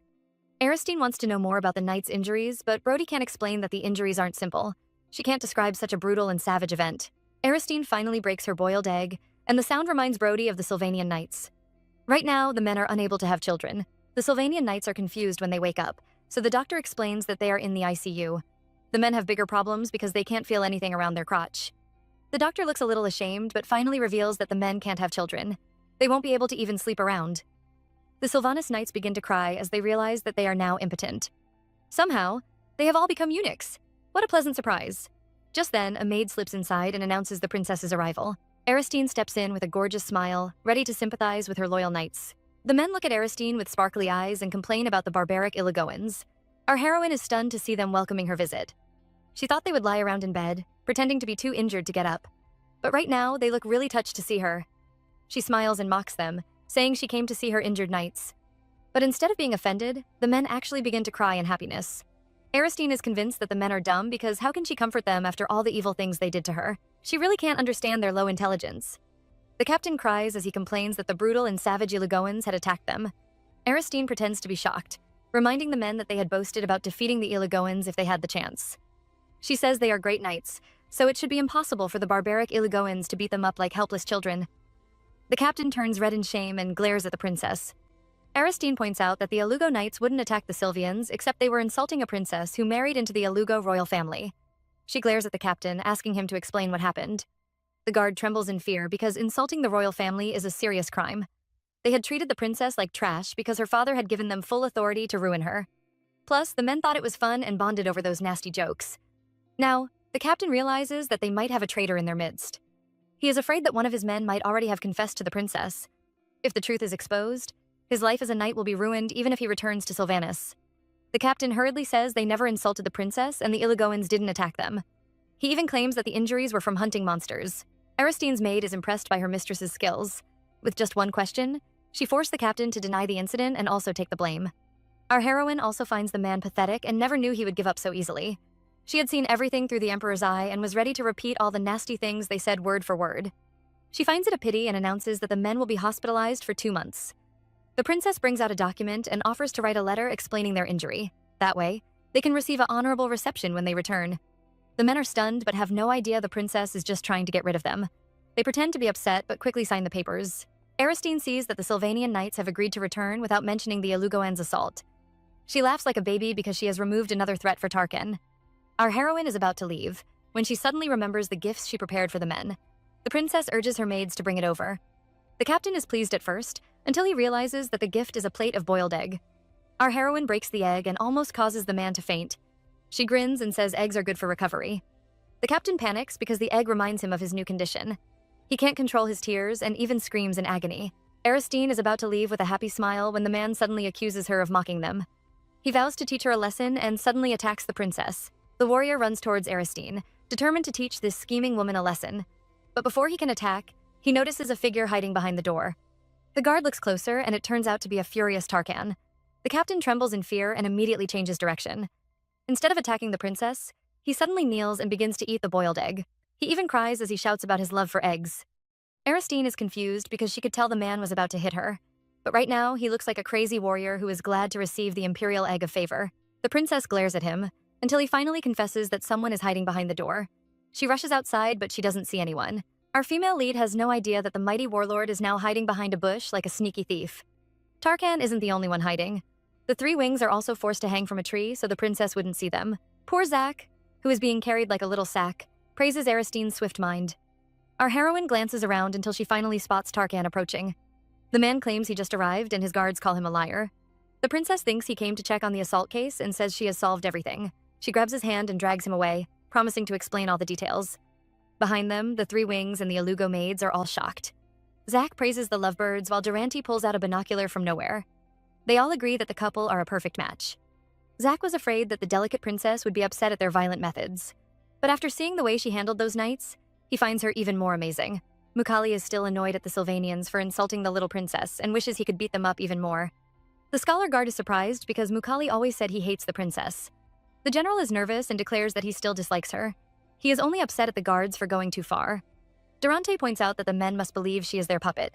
Mukali is confused, so Zack explains that the Sylvanas emperor never treated Aristine like his daughter. He even locked her up under the claim that she had health issues. The Sylvanas nobles also said the princess was insane, but after seeing her, the Ilagoans realized that it was just a lie. He guesses that the emperor's harsh behavior is because of the special power of the Sylvanian royal blood. The Sylvanian royal family are born with the golden blood and special powers that are stronger than magic. The powers always manifest before they turn 5, and if it doesn't, the royal child is declared to have no magic. Even Prince Raunel, Aristine's older brother, has one of those special powers. Zack reveals that there is a superior power that only appears to emperors, or those born with silver hair and purple eyes. According to legend, the first emperor of Sylvanas also had this power. Mukali is curious about this magic, but Zack has no idea what it is. He heard that the emperor confined Aristine when she was 5, and believes it was because she had no powers. The general explodes, scolding the scumbag emperor, while the scholar watches the princess with a smile. He thinks Aristine is special because others might have drowned in self-pity, but Aristine came out and blossomed like a flower. Even Tarkan is stunned by her gorgeous ability. The princess happily explains the details and shows off the document she prepared. She feels proud because she saved Tarkan from a political conflict and asks for some praise. The prince finally compliments her ability and Aristine grins like a cat. Just then, Tarkan notices another paper hidden behind the agreement and decides takes a look. Aristine tries to stop him, but it is too late. She had added a secret document which states that the Sylvanas warriors would pay 10,000 gold coins for this letter. With every good word she adds, they will pay another 1,000 gold coins. Tarkan's eyes go wide at his greedy wife, who will take every chance to squeeze out some money. Our heroine puts on an innocent look as she says she needs money for her business. The prince wonders why she is obsessed with starting a business and declares that he is rich. Aristine glares at the show-off, and even though she says she is happy for him, we can see the flames of anger behind her. Tarkan explains that the money belongs to both of them, so he can't understand why she needs to start a business. Aristine says she needs her own money and once again tries to trick Durante into becoming her partner. The prince is about to reply when he suddenly hears a strange sound from behind the bush. Lady Diona is here to look for Tarkan, and she is also holding a document. Aristine can already guess why Diona is here. Seeing the paper in the girl's hands, she knows the Alugo beauty must have read the rumors. Every newspaper is talking about their marriage and praising the prince for saving her after the accident. Their excitement increased when they discovered that the couple broke their wedding bed. Aristine guesses that Tarkan's little lover must be upset. She feels guilty for bringing up the bed-breaking idea and decides to give the two some space to talk. Aristine is about to excuse herself, but before she can speak, Diona interrupts and says she needs to steal Tarkan away. She is clearly asking the princess to leave. The Sylvanas princess notices that the girl cut her off on purpose. She had wanted to give the couple some space, but now she feels upset. Just then, the warlord grabs his wife's hand and tells Diona that they are having a conversation. The Alugo beauty is stunned and grits her teeth in anger. She apologizes to Aristine, who is totally confused by the cold atmosphere. She wonders why the girl is apologizing to her instead of Tarkan. Just then, the prince calls Diona's name. The girl grins, thinking she has gotten his attention. Instead, our male lead warns her to address his wife properly. The Alugo beauty trembles in shock and calls Aristine by her title. Our heroine glances at the two, certain they must have had a fight. She doesn't want to be a third wheel, so she slaps the prince's hand, urging him to let her go. Aristine says Diona can stay with the prince, but Tarkan suddenly squeezes her hand. She finally gives up on leaving and tells the girl to join them. The princess decides to ignore the two lovers and focuses on devouring her dessert. She is amazed by the delicious taste and urges Diona to take a bite. Aristine calls their dessert chef the best in the palace, causing the Alugo beauty to smirk. She watches Aristine in disdain, thinking that a country bumpkin like her can't understand true luxury. The dessert in Tarkan's palace can't compare with the famous pastry shops. But when Diona takes a bite and her confidence immediately vanishes, the girl is shocked by the taste and realizes that Tarkan's desserts have improved. She knows the warlord doesn't like sweet food, so he must have hired a new pastry chef just for the princess. Aristine has no idea that the Alugo beauty is cursing her. She urges the girl to try another dessert until she notices the weird look on her face. Diona is trembling in anger, but Aristine misunderstands the look. She finds it familiar and finally remembers that Diona had this same look on her face when she ran out of her bridal room. Our heroine feels bad and, after apologizing, tells the girl not to force herself to eat. Diona is confused by the princess's sudden apology and thinks Aristine is trying to frame her. The princess will act heartbroken when she rejects the dessert and make her look like a bad person in front of Tarkan. Diona decides to ruin Aristine's plan. She grabs the dessert and pretends to be touched by the princess's kindness. She is secretly laughing at Aristine but pretends to cry as she begs for the princess's forgiveness. Unfortunately, our heroine has a low EQ and doesn't even notice the girl's tricks. She looks embarrassed as she glances at Tarkan and finally moves closer to whisper in Diona's ears. She boldly says she knows about the girl's bowel problems. The Alugo beauty is shocked while our male lead, who can hear everything, almost chokes on his tea. Still, our heroine boldly repeats her statement. She even starts lecturing Diona, warning her not to eat these kinds of food. The mistress is shocked and watches as Aristine moves all the pastries away. Our female lead feels bad for taking all the delicious food away since she was the one who asked the girl to taste them. She shows her concern for the beauty, asking if she was okay after running out of her bridal room during their wedding. Diona recalls that she lied about using the bathroom and finally realizes that the princess is saying she has a constipation problem. Diona is stunned when the princess suggests that she might have a constipation problem. She glares at Aristine, wondering how the girl could embarrass her in front of her crush. Tarkan glances at her and she turns red in shame. Diona is supposed to be the perfect girl and the idol of all the women in Ilugo. Yet, the princess has just ruined her image. She rushes to grab the food, desperate to prove that she has no bowel issues. Instead, our heroine snatches the food away and insists on helping the beauty. She tells the girl not to be embarrassed and urges her to love herself. The confused Diona tries to explain, but instead makes things worse.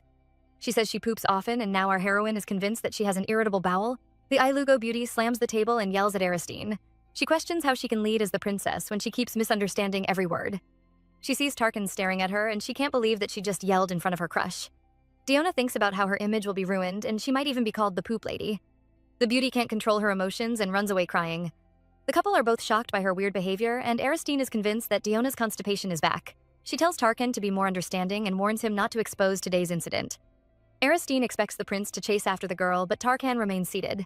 She is confused and wonders why he isn't rushing to comfort his girlfriend. She says Diona might be offended, causing the prince to become silent. Our heroine is convinced that the couples had a fight and expects the prince to now go after the beauty. Instead, the man drops his cup and says he might send the girl some digestive medicine since his wife is so worried. Aristine realizes that the prince heard their secret conversation and says a silent apology to Diona. Meanwhile, Mukali is thinking about the little princess.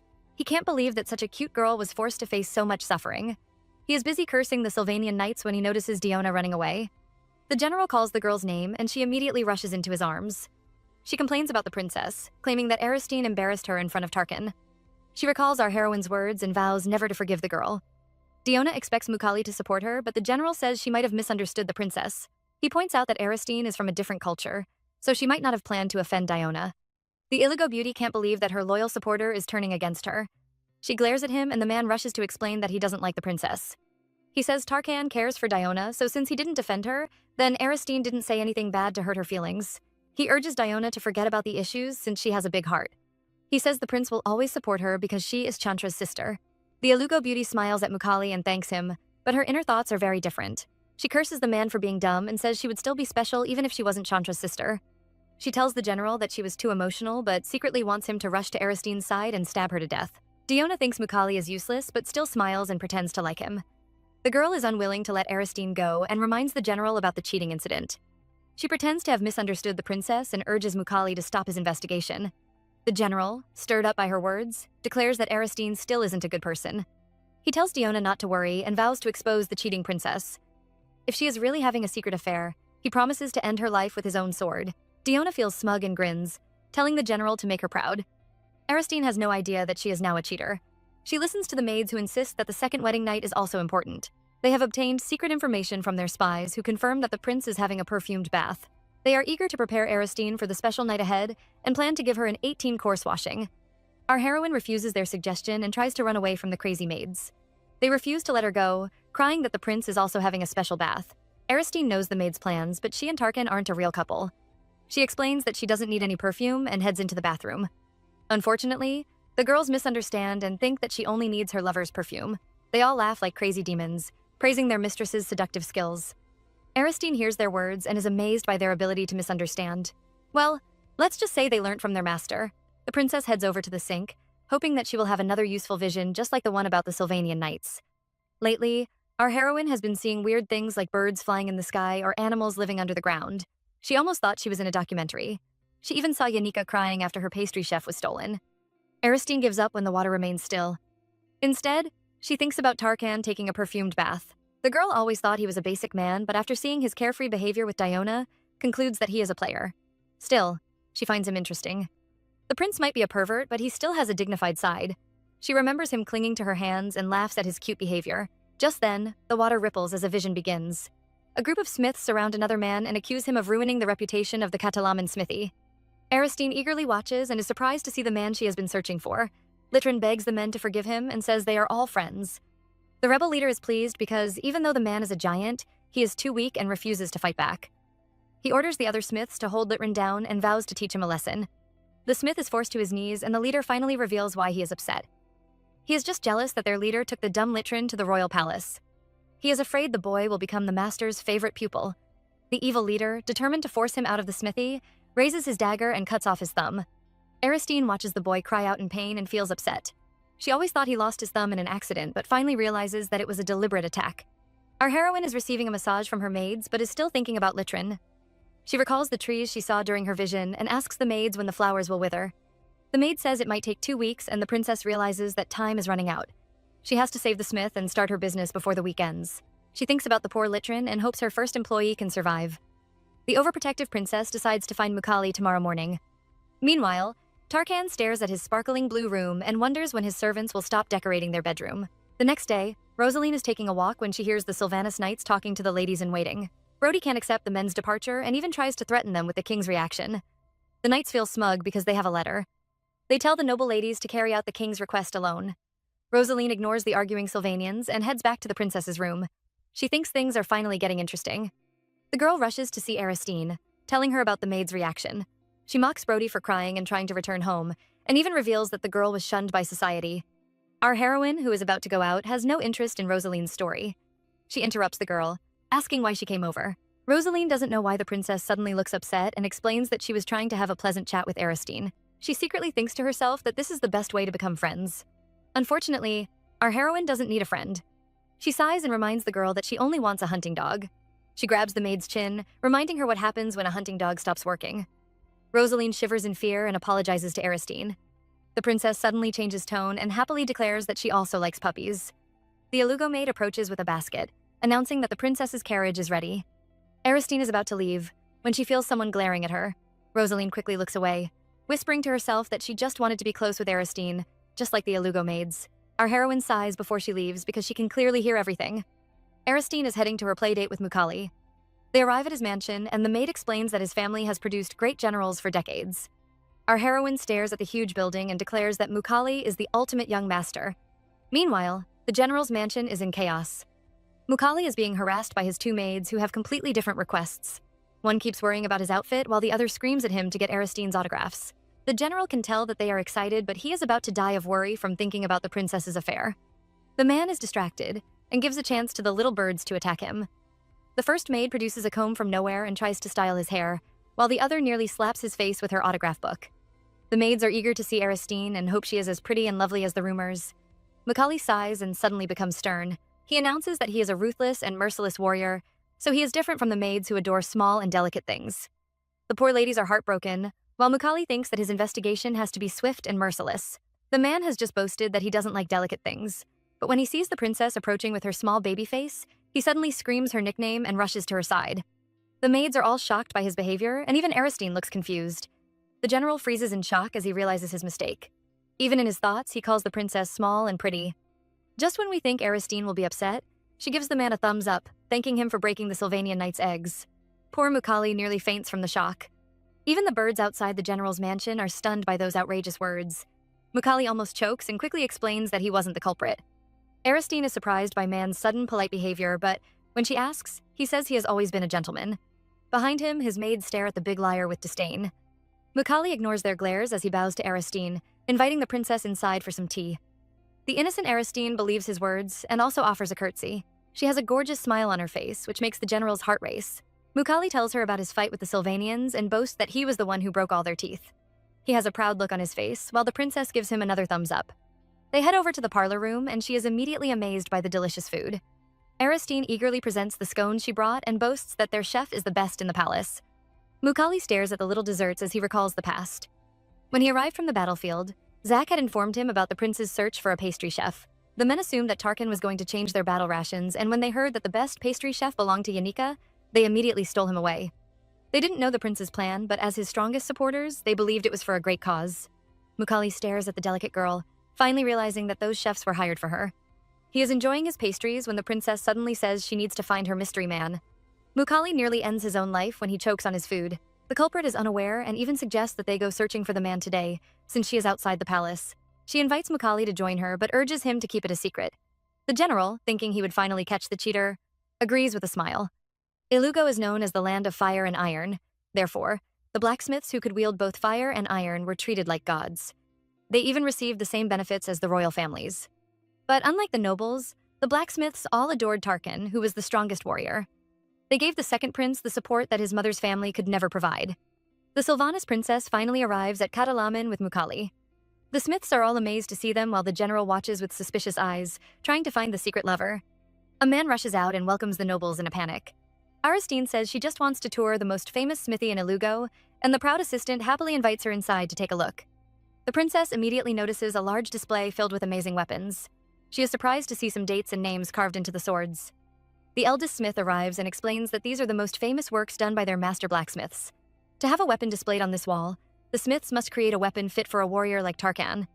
Aristine eagerly asks to see Litrin's weapon, but the old smith says the boy doesn't have a single amazing work. Bolatan, the owner, adored the boy, but Litrin turned out to be a failure.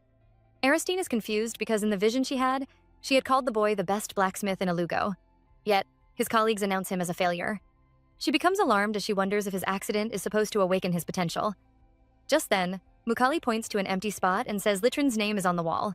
He is really determined to find this cheater. The old smith finally recalls that Litrin had made an amazing dagger when he first arrived, which stunned the old masters. He is a bit surprised to find the weapon missing, and swears that he saw it yesterday. Aristine asks the master if the dagger is covered in jewels. The old man confirms her guess, and our heroine panics. That was the dagger used to cut off Litrin's thumb. Somewhere inside the smithy, a brutal scene is happening. Just like Aristine saw through her emperor's eye, the other smiths are about to cut off Litrin's thumb. The evil leader raises the dagger and the poor boy closes his eyes in defeat.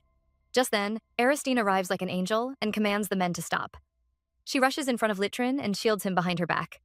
She glares at the men, ordering them to release the dagger. The smith recognizes her as the royal princess and begins to panic. He hurriedly kneels and presents the weapon to Aristine. Our heroine grabs the dagger and with a cute smile offers it back to Litrin. The situation is under control as the old smith scolds the evil boys.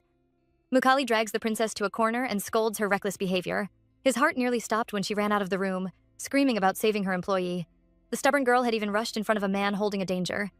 The general says she could have hurt herself, but the princess declares that she isn't afraid because he is by her side. Mukali's heart races and he begins to feel proud again.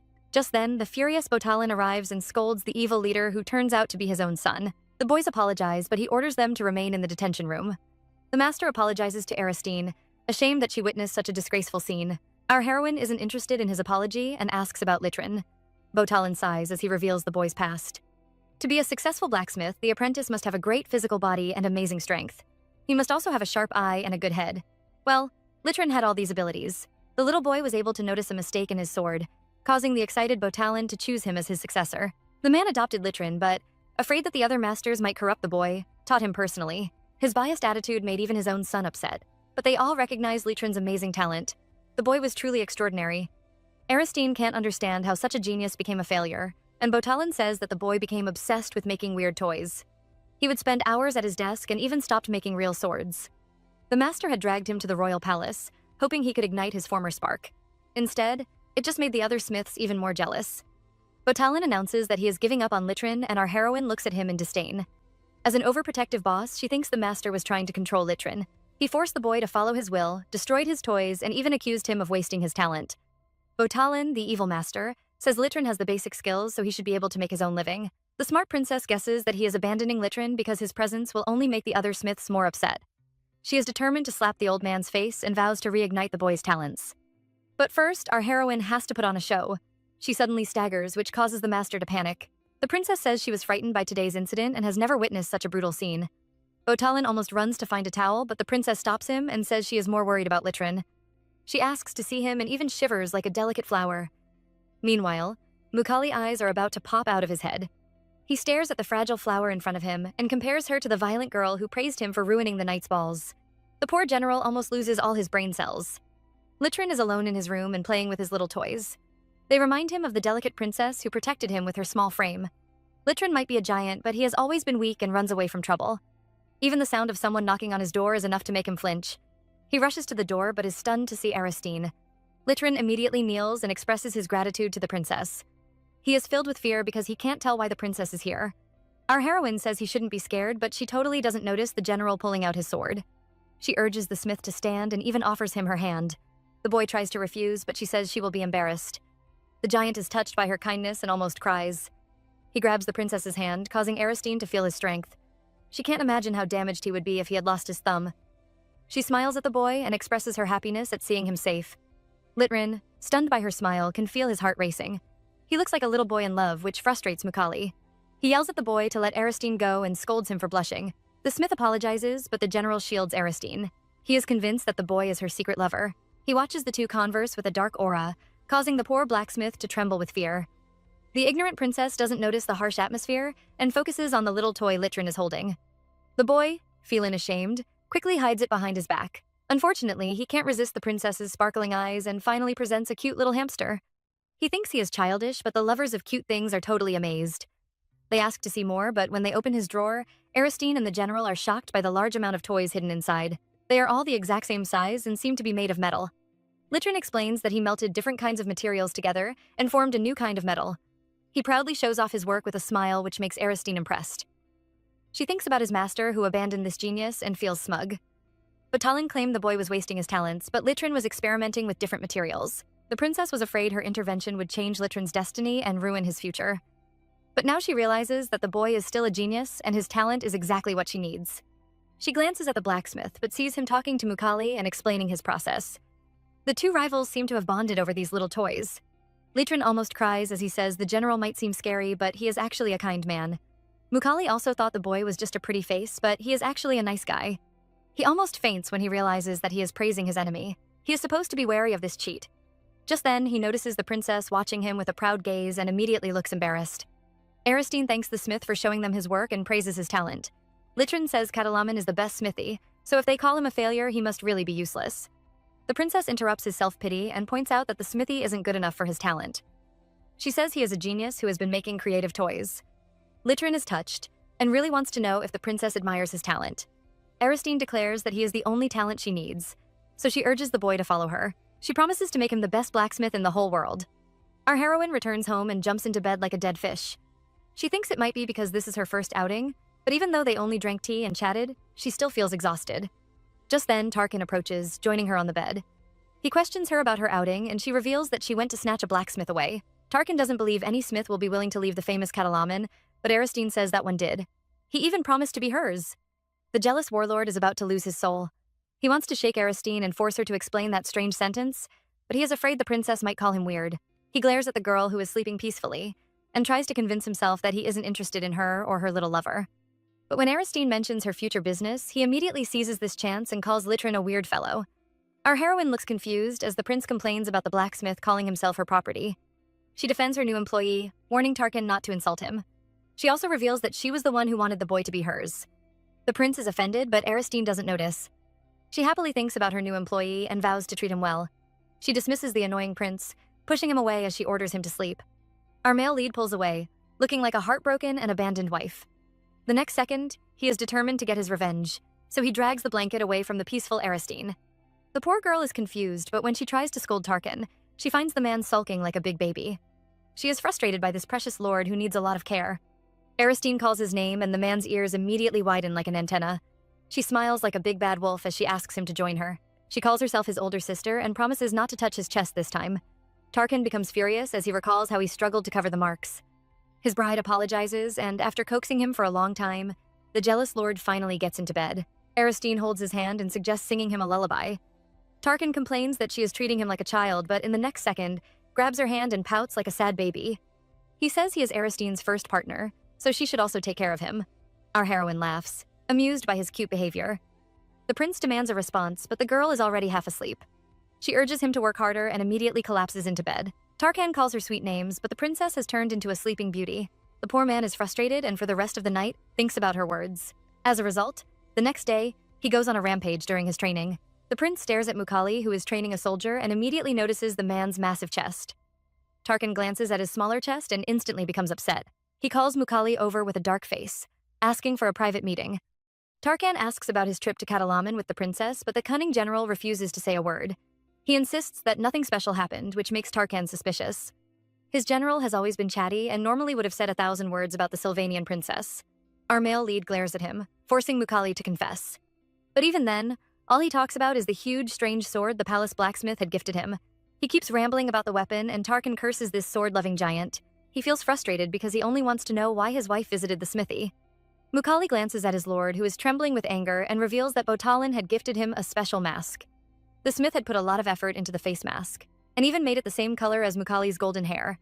The general is sure the kind Botalin didn't mean any harm because he has always been good to him.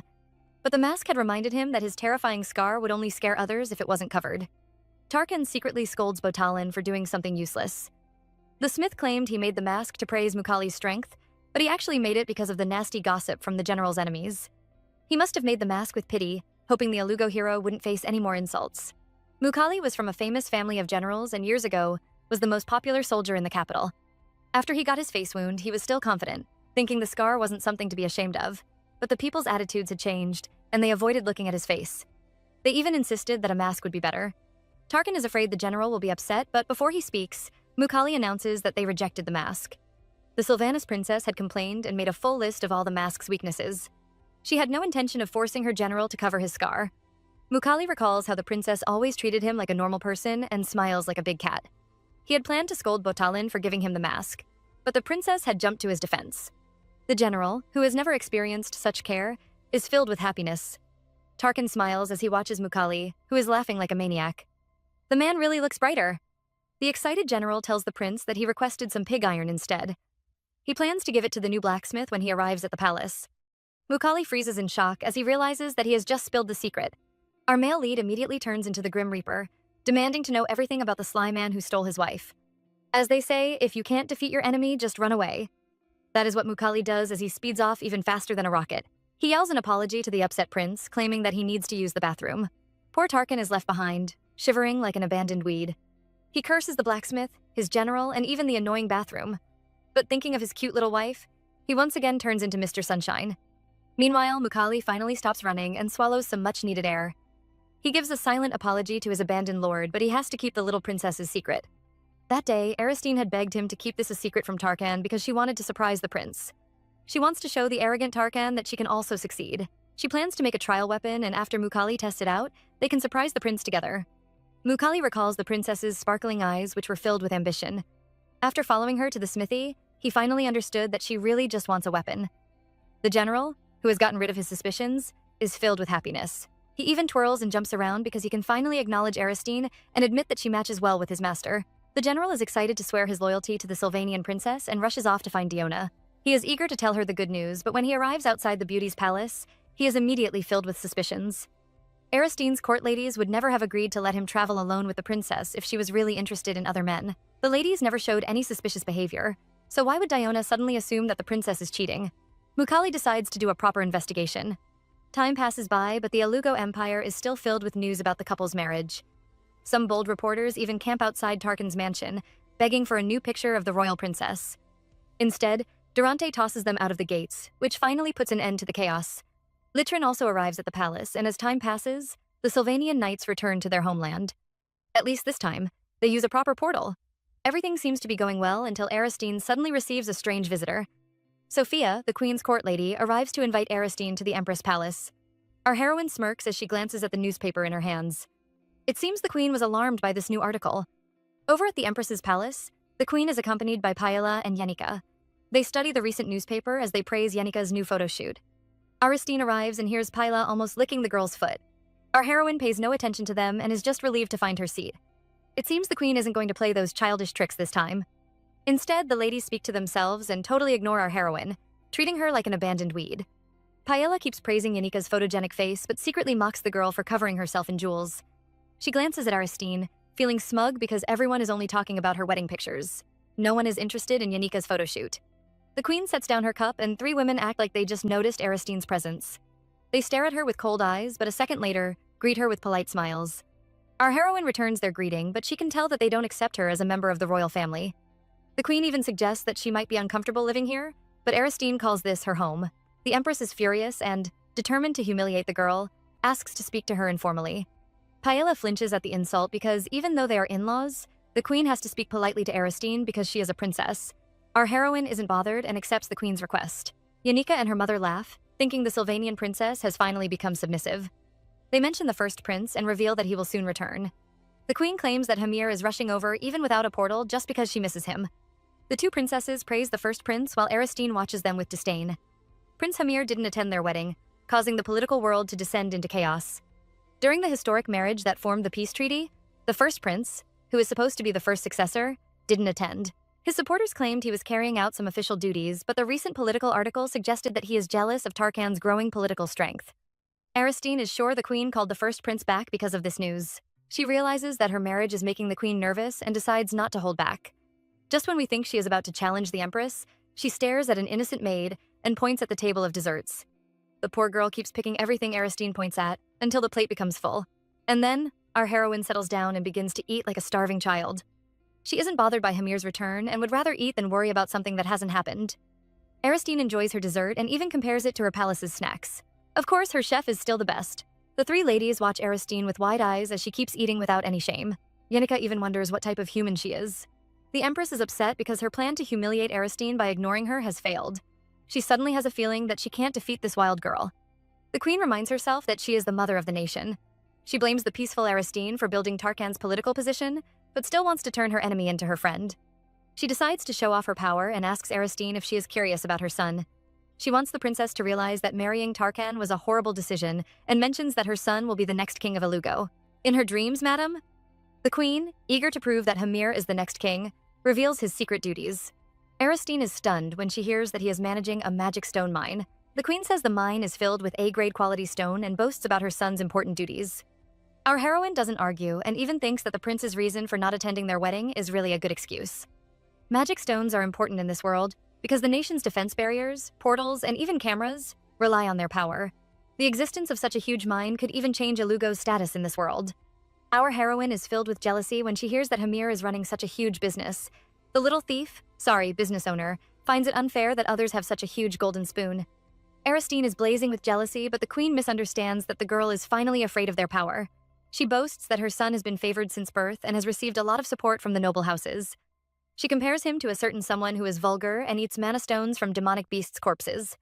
Her Hamir seems to be born to take the throne. Aristine realizes that the queen is trying to compare her son to Tarkan. The woman even boasts about his handsome appearance and says he has been chased by different women. Our heroine is upset by such ridiculous praise, but knows that even a porcupine would think its own child was soft and glossy. She chooses not to argue with the delusional queen because she knows the woman would only twist her words.